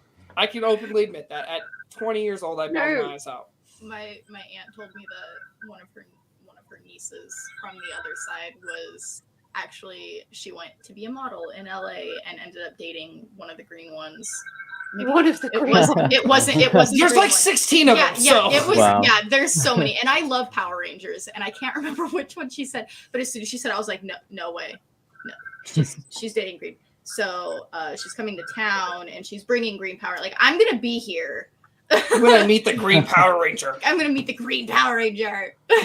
Anthony, have you met anybody in Star Wars cosplay? Yeah. So at Celebration Orlando, I got a photo op with Hayden Christensen, and that was like the first time he like ever started doing cons, and I was like, this is amazing.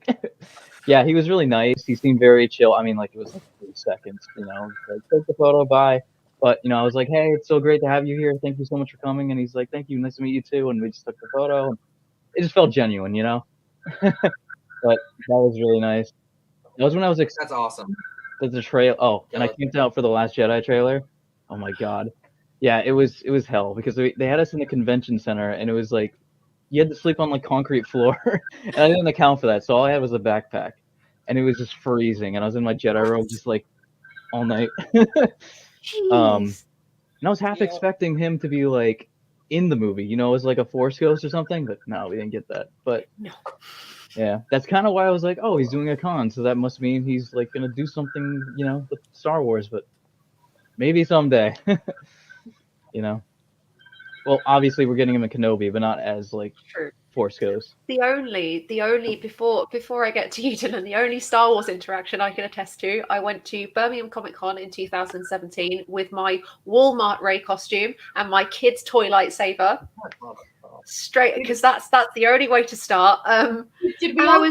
Did all Rey cosplayers just start with a Walmart Rey? We all start with that Ruby's basic that's like a whole, like a one piece with some trousers and some foam. Yeah, stretch too much, it will rip in half. Yep. Mine was like 3 sizes too small for me, so you could see like half of my midriff. That was great. I was wandering around, minding my own business, too kind of overwhelmed by the attention on me to pay attention to what was going on around me. I looked to the side of me, and Anthony Daniels just walks past me, smiles at me, makes eye contact with me, acknowledges that I'm an actual human being in the same space, and then just carries on. And I was like, That was my life. that was C-3PO, and I did nothing. That's it. That's the closest I've come to anyone. Dylan, please tell me that you have had some up close. What's crazy about that is that my to Star Wars was actually Anthony Daniels as well. So when I was in, there was this concert that came to like an area near me, and it was Star Wars in concert. It was the coolest thing. It was the only concert I had ever been to in years. Like it was insane. It was so cool. But Anthony Daniels was like on the stage, like as the announcer the whole time. And I remember when he came out, I was like 12. And he's like, greetings everyone. I'm Anthony Daniels. And I'm like, that's C-3PO. I had my like Captain Rex costume on. I was like, that's C-3PO. And my sister was like Ahsoka. It was so much fun. Beautiful.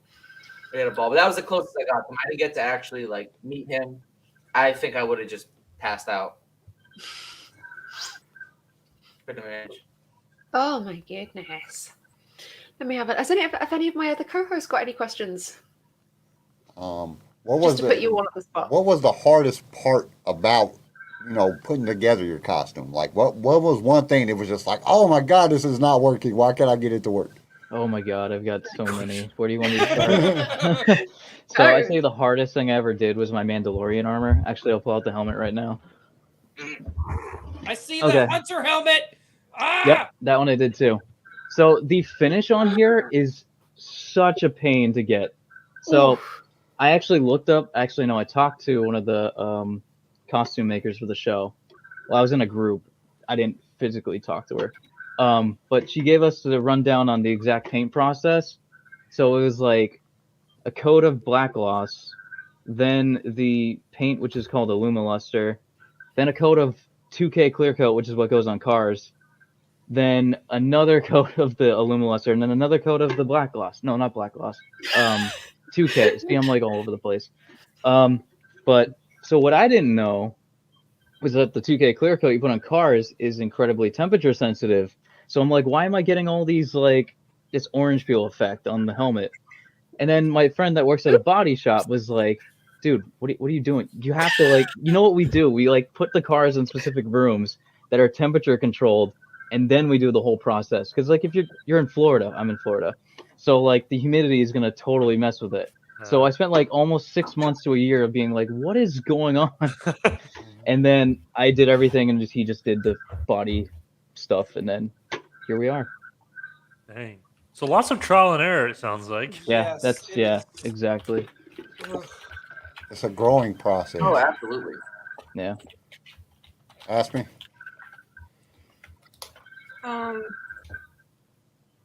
I was gonna say, for me, probably it's when you make something that's supposed to be like tapered to you. For example, like making an armband, and then you start going to the gym so it doesn't fit anymore. So like learning how to use elastic, or like trying to figure out how to like sew on a budget was the biggest thing for me, and like making it look clean. So just the process, but like I feel like anything cosplaying is a skill. So you can either be like the 5% that are just so rich they can pay people to do it for them, but I feel like there's something more satisfying in learning how to hone it and be patient with it. Yeah, that's just me. Dylan, what you got? Yeah, for me, my hardest part was this kit, all of it, from beginning to end. It was like one after the like, whether it was finding the cardboard to make the armor and printing out the templates and having to like, you know, the knee pads were issue. The jetpack was, I made it out of aluminum cans, but it was like I was going to originally put it on a cardboard back, and then the hot glue gun I used just was not good. So it struggles with that. And then finally at the end of it, I will kind of get on CJ. CJ got on me for this, but the gauntlets right here are the Disney ones. I did cheat with these because I was so frustrated after working on the gauntlets. I was like, I sent him a video. He sent me a thing of it like before. Did he send you an extra? I sent him a video link of a guy who does with a cardboard. And I said, oh yeah, kind of already bought them. They're coming in. But last night I got them and I painted them, and nothing is greater than putting it all on for the first time, like staring at myself in the mirror, and I'm just like, holy shit, I'm Boba Fett. Yeah. It blew my mind. And then like I took a whole bunch of pictures, recorded some TikTok. I sent out my nightly Snapchat streak message. I was just like, good night from the greatest bounty hunter in the galaxy. And my cousin was out at a party, and she sends me a video back, and she's like, what the F does that mean? She's like, what are you talking about? And I was just like, I'm Boba Fett. And she's like, this is why you're single. And I'm like, hey, what can I say? I love what why did you guys what was like your first time that you guys like really just sat back and was like, I love Star Wars. This is like Star Wars. What made you a Star Wars fan? What moment did you really know that you was a Star Wars fan? I was raised on Star Wars because my dad was a really big fan of it. We were never as much into like the sci-fi part of that, and it makes sense, like, the Galactic Confederacy, like all like the aliens and stuff. Just I'm a sucker. I love the good versus evil. I love the like pulls to the light side and dark side, lightsaber fights, sad monologues and stuff like that. So that was a really big. So it was always part of me, and we used it in a lot of comparisons, like for life lessons. But then there's something homey about it that's just so nostalgic. Like I was sitting in my car on my way to work, like working a night shift. So it's like 2 a.m. and I was listening to Samuel Kim's The Force theme. And I pulled in, this is so cheesy, but like it got to like this soft piano part where really slow. And I just kind of sat there and I was like, dang, Star Wars is home. That's what it is. Yeah. It's sick. 100% Star Wars is home. That's how I've always felt about it, massively. Anthony, what? Yeah. So I've been watching since I was like 3. I grew up with the special editions on VHS. I didn't watch the originals, so everyone's who's like, oh, I hate the added CG stuff. I don't have any sort of like difference to that, you know. So yeah, what I love most about it is, don't get me wrong, the lightsaber battles, the dog fights, and all that's really cool and all. But what I really love about it most is the lessons. You know, like the whole line that comes to mind right now is "Do or do not. There is no try." Because like if you're trying something, there's seeds of doubts there. You know, if you just do something that exudes confidence, and obviously, you know, that produces better results. Keep running, hamster. Also, my favorite character powers in the internet. my favorite character in Star Wars is probably Luke, and I love how much of the character flows and the challenges he faces and everything, and that progression. Because you know he gets his butt handed to him a lot. And he I does. love the optimistic example that he provides that, you know, you can make big mistakes in your life, and no matter how many times you get knocked down, you can always get back up, dust the dirt off, and, you know, keep moving forward and trying to do the right thing. Nice. I have a couple of quiz questions for you guys, if anybody's interested. If anybody's up for it. Here we These go. are notoriously difficult, so do not feel bad if you get asked the question. I and you answer just don't. questions first, real quick. Oh, I'm terrible for this today. What is up with me? So sorry, everybody. It's all right. So I became a Star Wars fan literally as long as I can remember. My grandparents used to watch me all the time when my parents were at work. And my grandma tells the story of they got tired of watching the Wiggles all day long, so they threw on Star Wars. And they said from that point on, it was just, they said I was just transfixed on the screen. And I'm pretty sure the first one they showed me, I don't remember. It was literally before I could form a memory.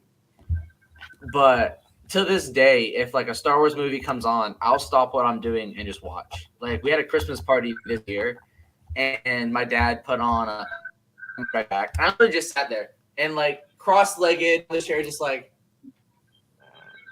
watching the movie the whole time. And thousands probably quote the movie. It's just, and then when is family. Like I can relate different Star Wars characters to people in my family.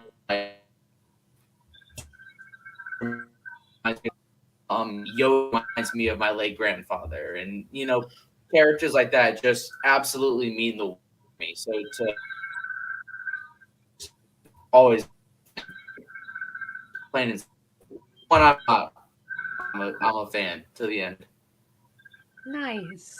My dad got after me because for the longest time, my ringtone for him was the Imperial March. I did that too. Yeah, and he was like, "What message does that send to people if your father is calling and it's you?" That was I think that was mine for my dad as well. I love him. No, He's a great guy, I promise. that's my mom's ringtone.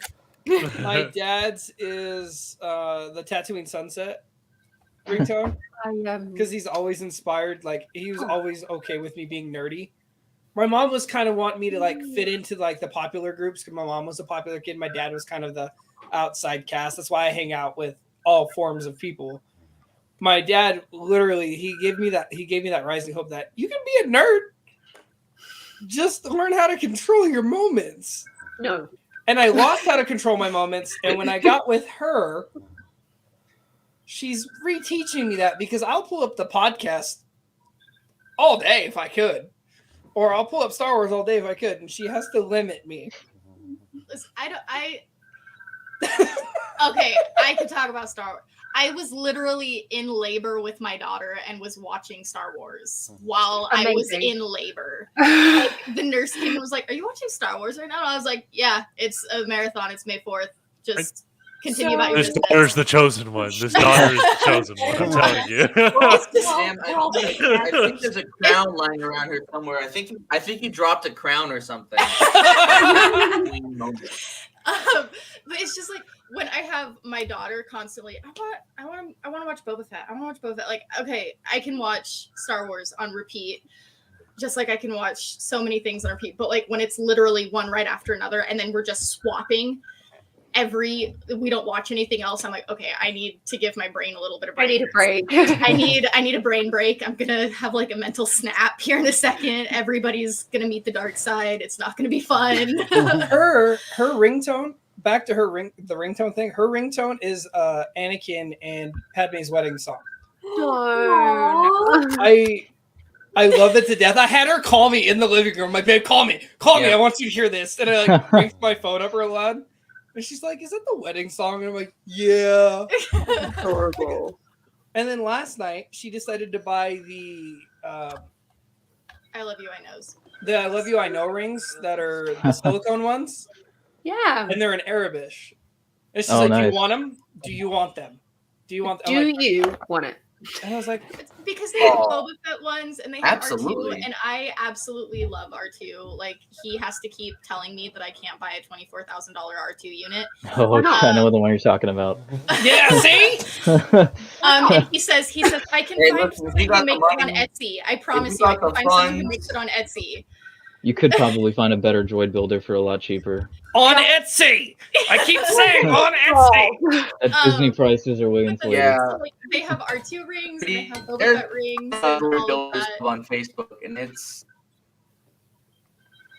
And impressive. So some of I the sat there, I builds was they like, do. because he actually brought it up. He's like, "Let's get them," and I was like, "Okay, cool." And so I went in, and he's like, "Well, I kind of like the Boba Fett one." And I was like, "Okay, I need you to make up your mind so that I could press the dang pay button." It's been sitting in my internet, like on a tab for like a month now. Make up your mind. So we got them. And they come in this little lovely box. And it's really sweet. But no. You're just a pair of soppy romantics, aren't you? That's what it is. I am. She's not. I'm the hopeless romantic. I don't She's do very. emotions. She doesn't do emotions. I'm very emotionally closed off. What do Aspen and I get? A relationship where Kylo spends the whole time negging Rey, and then they get one kiss. I was is literally just thinking I should make a joke like we're Rey fans. Our idea of love is A kiss of death. You're nothing. You're Oh, nothing. please. You're nothing, but not Oh, to please, me. please. Not to me. Oh my gosh, someone made I don't know, one of my friends made a joke because they were like, so if you cosplay Rey, like, how do you feel about Kylo Ren? And I was like, well, you know that one part in the forest where he holds her bridal style, and he's like, yeah, and I was like, yeah, yeah, wow. Just that. But yeah, the guy I'm talking to right now, like, he's getting a Kylo Ren. It's okay. costume. I'm an Obi-Wan fan. Everyone I love you to guys, so. So you're getting yourself a Kylo. I've got myself a Kylo as well. Can recommend 10 out of 10. So yeah, right now, so Get he's yourself. Yeah, I met him at Last Phoenix, and right now he's yeah, and he's like, oh, he's like, yeah, I'm Mandalorian. I want to make Kylo, and I was like, you should do that. You should do that. That's a very good idea.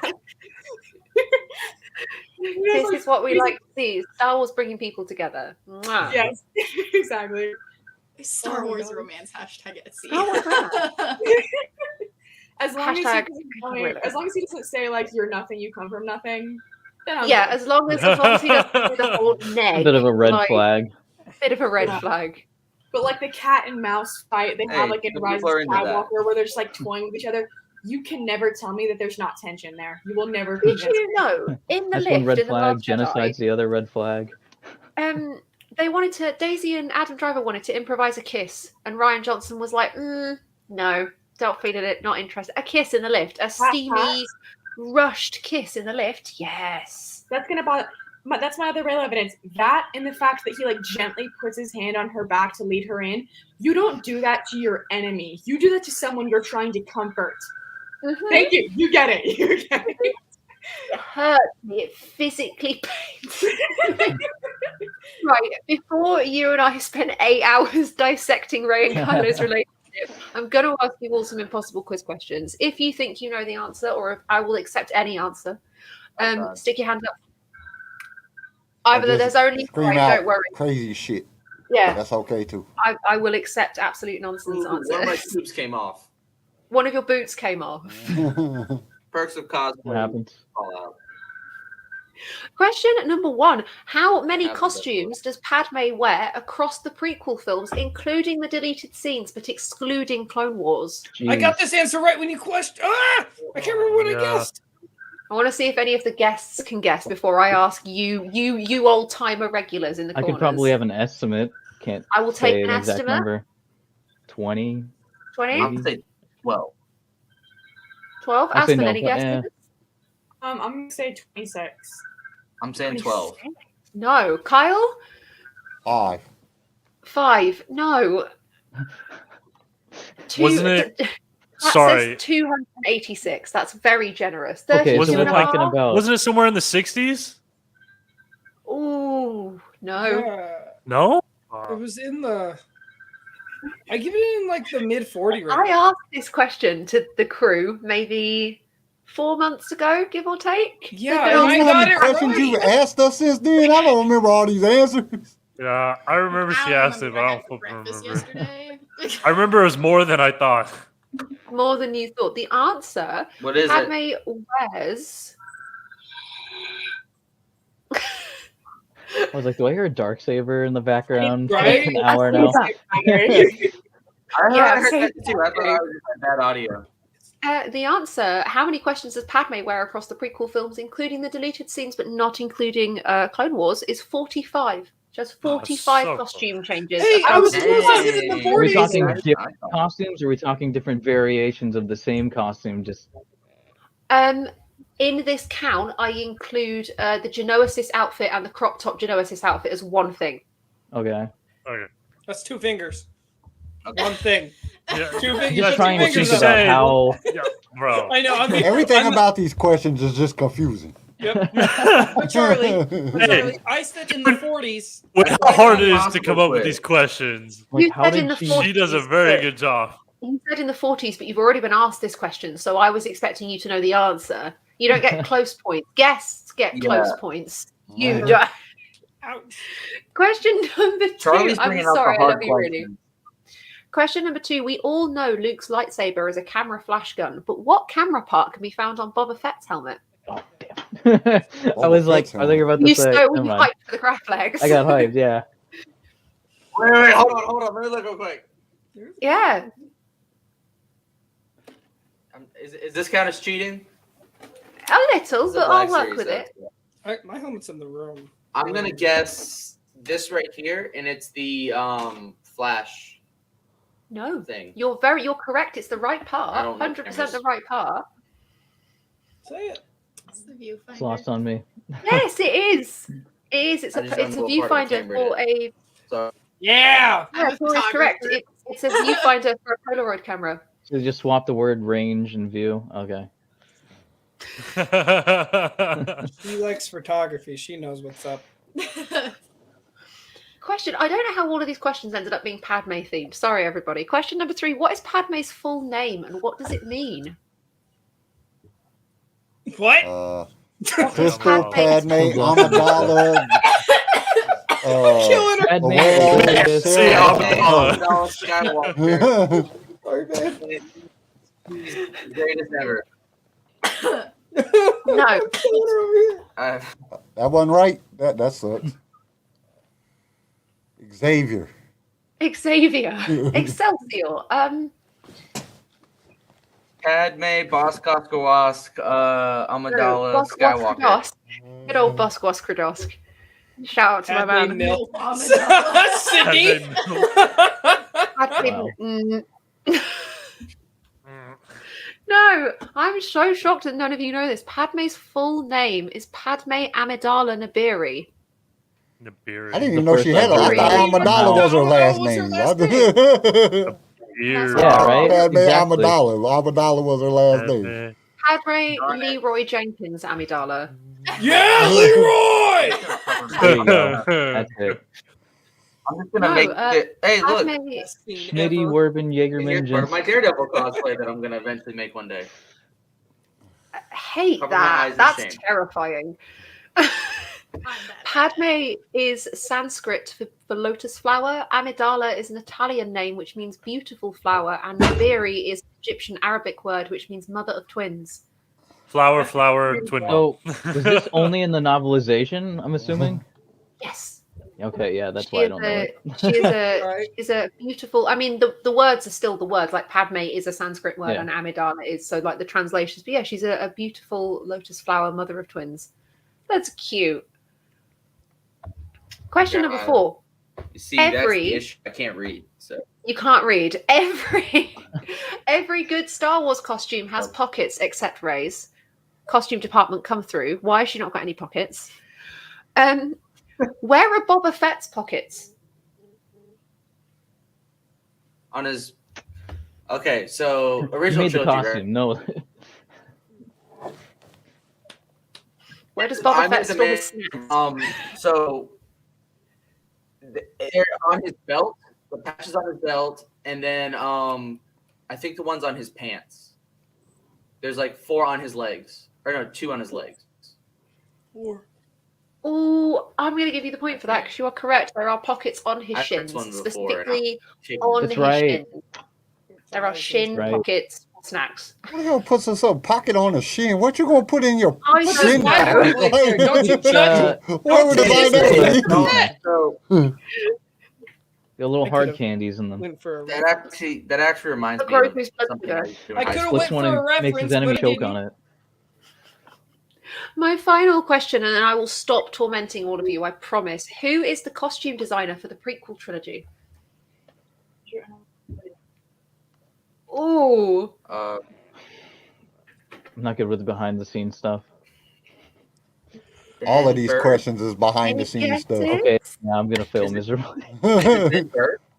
Some of these questions is like, what's Who? George Dylan? Lucas's dog's toes name? Like, why would we know that? Is it Ben Bird? What did he have for lunch on that day? We're fake fans. we are. You're all fake. I mean, I write these questions. Doesn't mean I can answer them. The costume designer for the prequel trilogy is not Ben Burr. It is not Chris. It is not your mum. No. Chris. I think your mom Should be. Somebody's How- mom. How old? I mean, it is somebody's mum. How Oh, we are all children. 2 tubes out. 2 tubes out. Yay. We love tubes. No, the costume designer for the prequel trilogy, you monsters, I'm joking, is Trisha Bigger. She did all of Padme's unbelievably intricate costume designs, all of the background characters, everything. It was all her. It was one person who made the prequel aesthetic, and that blows my mind. One person with all of those ideas. Insanity. That's artistic. That's like, yeah. It's so weird to think that you just think up that kind of outfit. Like my brain would think of that. And that's really cool that the last question that you had for us all was a question that had to do with costume design on a cosplay show, and didn't nobody know the answer to that. Who was the very first cosplay? Let's find out who that is. Chat wants to know: are you dying in that mask, Carl? Are you overheating? Are you exhausted? Are I'm you pretty done? sure I blacked out a few times, but hey, I pulled through because I promise you I was sitting here and we were talking to a certain set of people, and then I woke up and there was totally different people. I like blinked my eyes and I was like, oh wow, man, there's new people on here. I didn't even know what happened. It's good because I'm on top of my game, isn't it? Thank you to the 3 of you for joining us for this Boba Fett. really Boba Fett, where? for this huge, amazingly special episode of Lightsaber Radio. I think this is the biggest thing we've attempted as a show, and to be honest, it's gone so smoothly and I've had so much fun. All of you have been amazing. Thank you so much for taking the time to join us. It means the absolute world. It's been a pleasure. Thank It you. was an honor. Thank you so much for inviting. No, honestly, we would love to have any of you back at any time. Please, like, feel free. If you just want to come on, if you and I, Aspen, we'll talk about The Last Jedi. I'll get my girlfriend on as well, and then Feel free to drop a line. Yes, of course. Thank you so much, guys. Oh, thank you. I'll Nick pop some keeps reminding me. popcorn and What sit are back and everyone's watch. socials? What are your socials? Where can we find you? Where can we follow you? Where can we keep up to date with all of your new content? Mine will be for TikTok videos. I'm going to start doing them regularly. And Instagram is going to be photography. It's Wonder Woman 2.0. Nice. All right, so my Instagram and TikTok are Vanilla Wombat. If you want to follow my Facebook page, it's Vanilla Wombat Cosplay, and those are mine. I love the name. Thank you. Okay, so it was just the most random thing. Yeah. Look up you guys on TikTok. So for me, Instagram is and TikTok are both Dylan Just Cosplays, but I also run a second page Under the Helmet podcast. I just had Charlie and Jay on our most recent episode, and it was so fun. But also on YouTube. Did I glitch out? Did you guys hear what I said? I got a little card I made for I'm going to a con after this, so I've got a where to find me card. That's cute. We should all get business. Let's get business cards. That's a smart decision for cards. I've been 8 years into it and still don't have any. Right after this call. I'm way ahead of y'all. Way ahead of you. Damn. Somebody gave me that idea at the last con I went to. Yeah, I got my card. Damn, I need to get on that game. Goodness me. Oh my god. Pro tip for the next con. I'm knackered. I don't know about you guys. I tell a lie. We're not done yet. We are not done yet. We have still got. We invited a huge selection of people, and unfortunately, the people who weren't able to join us were busy, previously occupied. We've collected a couple of their pictures together to share some of their cosplay photos, just so everyone feels like they had a chance to join in. So you guys are welcome to stay and hang out for a bit longer. If you want to head off, that's absolutely fine. We're going to carry on streaming for a little bit. It's up to you. It has been a pleasure. May the Force be with every single one of you. It's been a joy. The Force be with you. It's so nice to meet another Ray. I'm so happy. I know, right? We're in between. All right, I gotta head. May the Force be with you guys. I have You to take care. May the my Force be with gauntlet, you. and then I'm Wait, heading Charlie, to what's- a con that's like right down the road from me. May the Force Yes, be my with darling. you all. I missed you. Asked me a question. I missed And it. always remember, he's no good. Is your social just the Lightsaber Radio one, or do you have a different? No, you can find me. You can find my cosplay Instagram at Running Back to Jakku. Oh, that's Look a good it one. up That's now. easy. All right. I think I already follow you, but if not, then I will make sure that I do follow you. And the same for everybody else who's joined our shows. Thank you so much. All right. Bye, Dylan. Yeah. Oh, that's right. Telling my cue to leave, right? No, you don't have to leave. You can stay if you want. You can stay and I'll hang hang out out if for you a bit. want. I ain't got Yeah, anything to that's do for Nice. an hour or so anyway, so why not? Right. Kyle, do you have these wonderful cosplay photos? Yes, I do. You That's what I do. was saying. What made you come up with the name Vanilla Wombat? Yeah. Okay, so yeah, so I was thinking about my names to come up, right? And then you would think someone who's like a big Star Wars fan or Marvel fan would be like, oh yeah, Darth Cosplay or something in that matter. But me, I was like, you know what? I want to pick something that sticks out. And so I was just sitting at home one day, I think it was like in high school or something like that. And Jimmy Fallon happened to be on, and they had this skit where there was this fake band they came up with called the Vanilla Wombats. And I was like, you know what? I'm taking that. Drop the S, it's mine now. And everyone just has the same reaction. They're like, dude, what is that name? That's brilliant. So that's how I came up with it. Sorry. Huh? I have a similar story, kind of. So my Snapchat, I am the walrus with some fun little numbers, but it's That I am the sounds familiar. walrus, and everybody's like, Remember, I couldn't. Oh, I'm sorry, and I was y'all. like, but it's a Beatles song. I am the Remember, Eggman. I They are couldn't the find Eggman. I am the walrus. Yeah. Pikachu. And then my Xbox, it's Tori the Grey because Lord of the Rings. Your Gmail? Oh yeah. Your Gmail's what kills me. So I have a middle school created email that I still use. And my best friend was he was Shadow Ninja, and so I'm Shadow Ninjet. Mine's just my name. I was filling out the email part for those rings last night, and he's like, what is your email? Ignore me. I'm just trying to work out. Hey, there we go. Hey. Nice. So I will pop this. I will pop this here, and we can widen the screen. Oh yeah, sorry guys. Sorry lads. There we go. It's mostly because I can't actually. There we go. That'll do. First up, I have blurbs written about all of these people. Don't you worry. First up, this is the Lone Mandalorian on Instagram. Her name is Shelby, and her character is a Chiss own creation. So she's hugely. I'll just read you the business. I am the Lone Mandalorian on Insta and TikTok. I'm a 19-year-old Star Wars Chiss cosplayer from Texas. I started out with a Mandalorian Chiss OC, hence the account name. And my first cosplay was a Chiss Imperial Cypher agent, Cypher Snare. I sported this cosplay recently at ShroudCon in Texas. I'm a huge fan of Thrawn, the Chiss species and society, and I enjoy reading and absorbing lore from Timothy Zahn's books. My love for Star Wars, the Old Republic game, and the Sith Empire has massively inspired this cosplay. My Mandalorian armor is still being built, but I'm hopeful this year I can introduce a Chiss Mandalorian to both my platforms. And this is a selection of some of her pictures. This is gorgeous. Good job on the makeup, yeah. Wow. I know, isn't it stunning? Getting that blue to sit like so just evenly. I can't imagine what it's like to take off. That must be a pain. That's a It's like shower. scrubbing That's for days. You're staining the shower at that point. Goodness me. You're not getting your deposit back. No, not in the slightest. Like, amazing. She also says, I would like to credit Eddie, Eddie_Recon4 on Insta for photography and development of the following photos, because it's always important to credit your photographers, ladies and gentlemen. Always important. Yes. Credit your artists. This is an amazing cosplay. Thank you so much, Shelby, for sharing this with us. This is beautiful.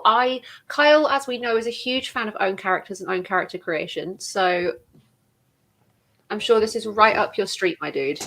Yes, it is. It's beautiful. And I love the Chiss. I always like Thrawn. Thrawn's ability to use art to figure out his enemies is just phenomenal. I need to get on that Thrawn trilogy, man. I need to catch up. You got to read the first one. Okay, I will. Next up, we have, when it decides it wasn't to... Wow. I will... There we go. This is Tilly. Her and I have been having some wonderful conversations over the last couple of days. Unfortunately, she wasn't able to join us for our live show, but she has shared with us pictures of her Padme costume and also her Mara Jade costume. Yes, Mara Jade.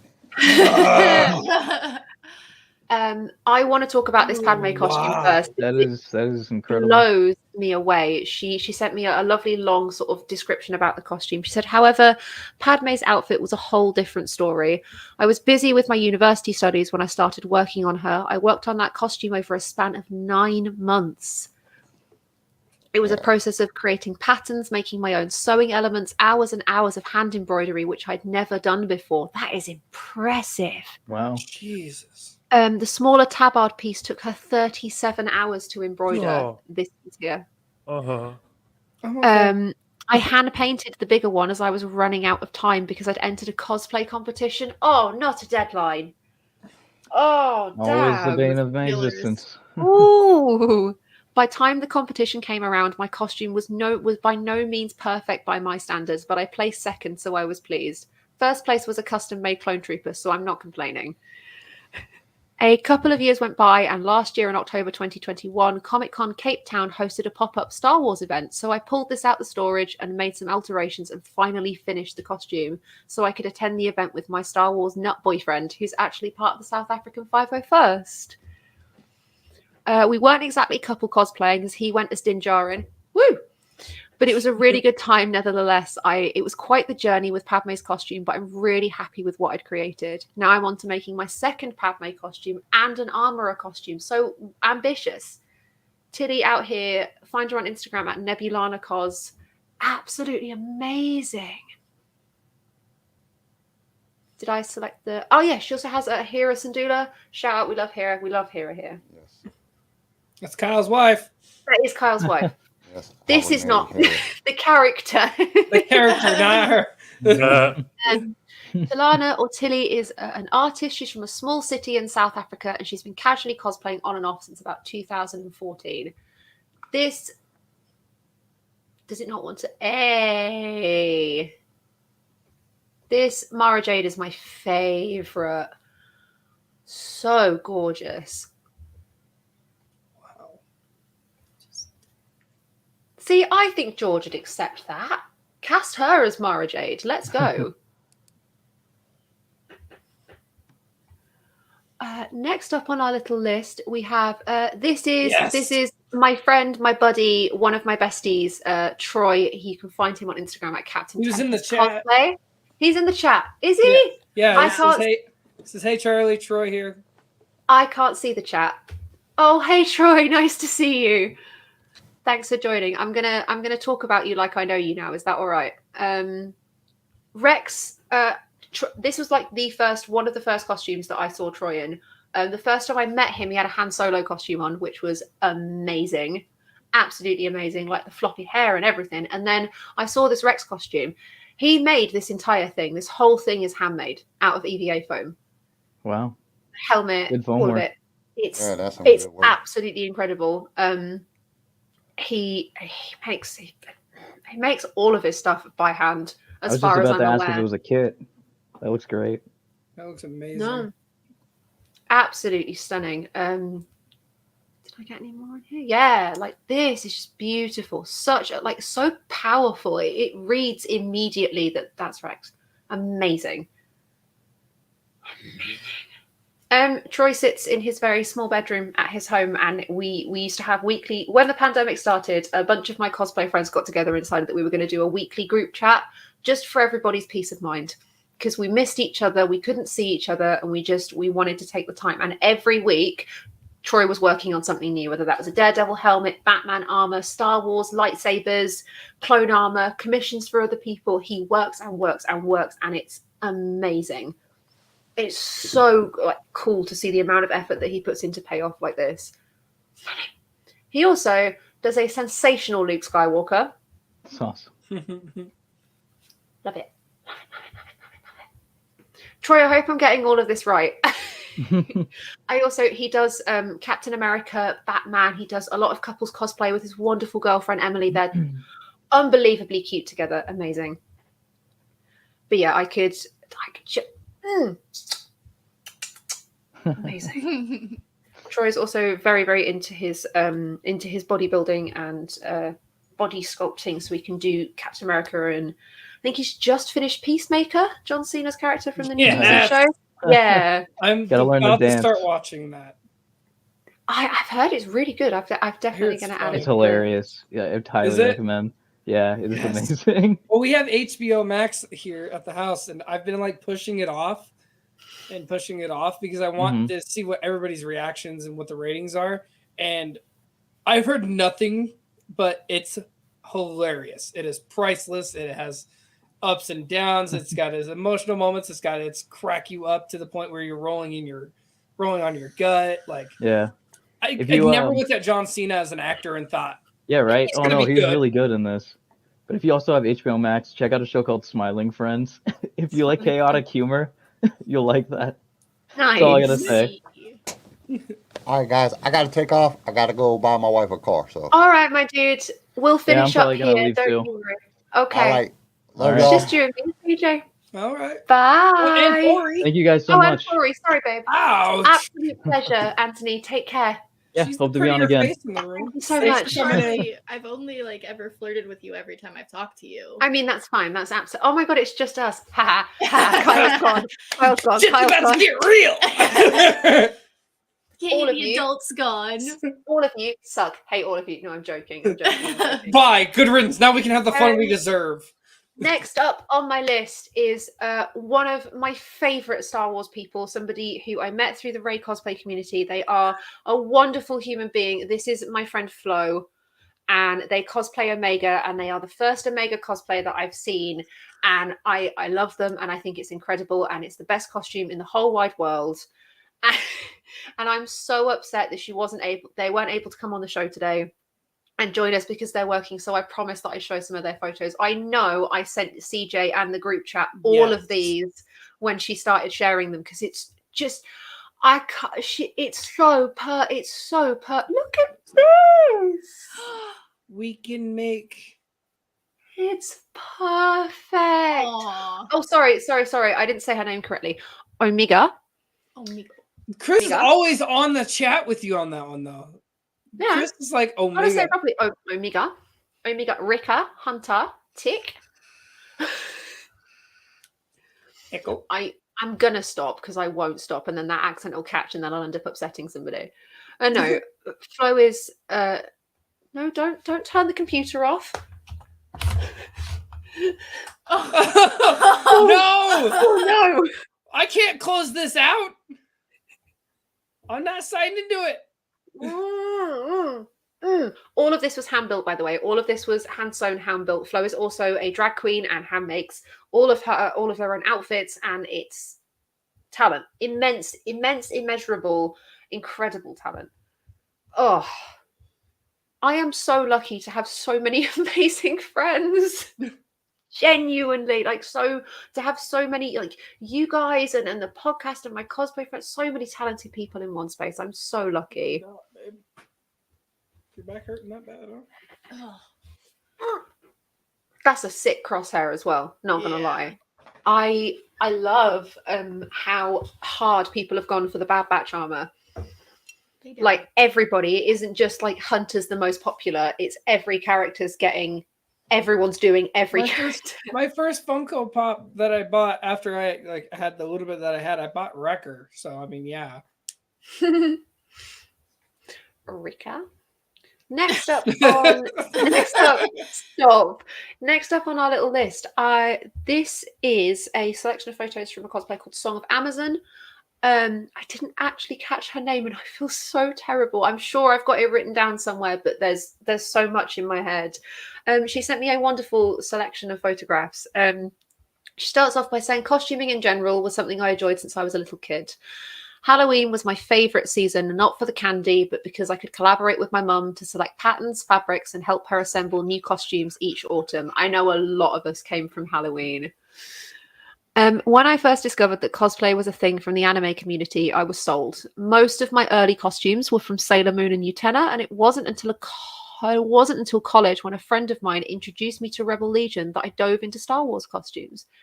As many people probably know, the Rebel Legion is the Heroes Costuming Club that is officially recognised by Lucasfilm as one of its preferred costuming partners. More than that official partnership, I was deeply attracted by the volunteering aspect of the Rebel Legion and its sister clubs.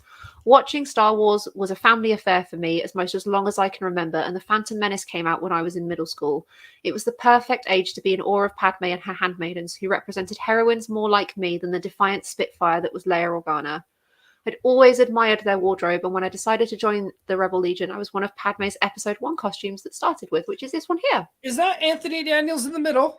That is Anthony Daniels in the middle, Oh. absolutely. That is so cute. So much love. There you go, look, I'll zoom in for everybody. This is Song of Amazon here. She's a very, very, very talented seamstress, and I can imagine when you've been raised by a mum who's also a seamstress, Love it. What other? Yeah, Jin Erso was a really. What else did we get up to? I was a costume judge of royalty costumes and the occasional Jedi, and I spent 6 years in that detachment. As much as I love to make my own costumes, I love to support other people in their costuming journeys. It's been a joy to see other costumers, especially in the Padme and Leia community, grow in their craft. One of my favourite parts about the Rebel Legion and broader Star Wars communities is that nearly wherever I go in the world, I can find a ready group of friends who love the same thing that I do. That's been a theme this whole episode, hasn't it, really? Yeah. It's finding awesome. It's finding those people who are your people, and it's one common interest that unites so many of us. And thank you, Star Wars, for bringing. I'm not going to cry. You're only allowed one cry per episode. One cry per. Oh no, I've already had it, haven't I? Damn. Song of Amazon finished up by saying, "I'm living on Guam for now, and there aren't as many opportunities to go out in our costumes, but I'm still sewing. Since joining in 2008, I've completed 19 Star Wars costumes, and I'm hoping to finish another 4 before Celebration Anaheim. I love meeting new people, so if you happen to see me at a celebration, please say hi. I love to geek out about whatever costume you're wearing. Mwah. Oh, look at there's Maul. There is Maul. There's Maul. There's Maul, and this is our guest here. Love this. This is one of my favorite Padme costumes, hands down. I know everyone's a sucker for the throne room. Everyone. Did I have any others? Yeah. These are gorgeous. All of these are so. Look at this Anakin. That's amazing. And then you got Snips. You got Ahsoka. Yeah. Here is Song of Amazon up here again. We've got this amazing Ahsoka up here. This gorgeous Padme. Is this one of the handmaidens? I think it is, isn't it? We've got 2 layers. We've got Endor layer. Yeah. And this version of Padme, this entire headdress is made of ostrich feathers. Whole full-sized ostrich feathers.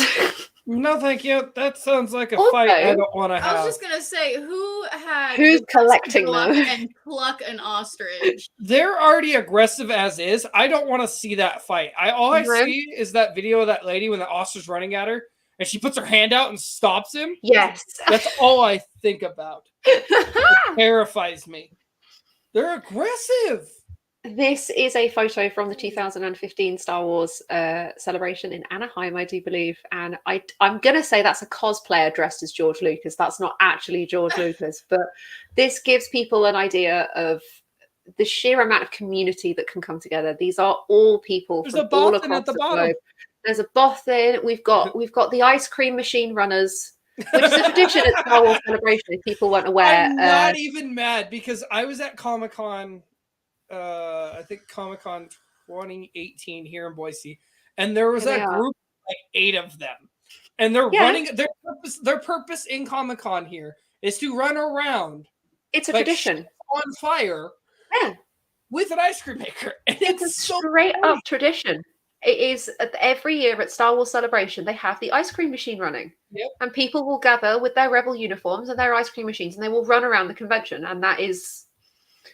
Star Wars is immaculate. We've got there's Padmes in here. There's like Wolfman. There's a group of Leias. There is a group of Leias. There's a group of Reys. I see you, girls. I see you. I see you. This is insane. Oh my goodness. Well, that about finishes our cosplay bonanza extravaganza. 3.5 hour stream. We lasted, guys. We lasted. I'm so proud of everybody. We did. We're keeping it going. Couple slight blackouts from Kyle. Yeah, a couple slight blackouts. Now that I've got a little bit of screen time, I wanted to give a particular shout out to you guys have seen this guy A1 Links commenting an awful lot. Yes. He's the dad of Natasha. She's so, honestly, I wish there was a way I could bring her on right now. I wish I could, but she is such a sweet little girl. She's currently in the middle of building her dark ray all by herself. I might add, she's about 7. She's absolutely hook, line, and sinker Star Wars, and it is a pleasure to be a part of that journey and to be seen as such an inspiration to her. And I honestly, if it wasn't for the kids, I don't think I'd have stuck with cosplay. Getting to make that magic for them. If you guys ever want birthday messages for Phoenix from Ray, more than happy. Genuinely. Noted. I don't know if she's gonna want Rey right now. I think as she grows, okay. she is very solidly into Boba Fett. And, I respect it. I think as she grows, though, I think she's gonna kind of gravitate towards other characters. Honestly, that's just right now with our influences. It has been amazing to learn about cosplay. It's been amazing to spend so much time with so many fantastic people. We really branched out across the pond this episode, and it went so smoothly and so much fun. Thank you, everybody. The chat has been going this entire time, and I am so grateful. You guys have kept it busy. You guys have kept it fun and exciting, and I'm so grateful. Apologies to anyone whose messages I missed. It's been a week. And yes, Sydney, she does only say Boba Fett. unless brother is wearing a Baby Yoda. This morning he's wearing a Baby Yoda shirt, and she says, "Brother's wearing my Baby Yoda." I was like, It's his onesie. I was like, not everything in this house is Baby Yoda is yours. It's his damn onesie, and she's like, he's wearing my Boba Fett shirt, or not Boba Fett, my Baby Yoda shirt. And I'm like, I could remember that Santa got that for him because it came in a pack of 3. Thank you once again. As always, you can make sure you subscribe to our channel. If you aren't subscribed, why not? What are you doing? What are you missing out for? Why are you every bored? Wednesday. Why are you bored? We're here every Wednesday and every Saturday. That's twice a week for all the Star Wars content you could ever want. How are you going to sit through a 3.5 hour episode and then just not How are you going to sit here and not subscribe? That's just rude. I'm joking. You got to go back, and if you want a good reference episode, the Valentine's Day episode is a great place to start. Great place to start. If you want something a little more cultured, a little more discussion, check out our episode with details because that was amazing. Yeah.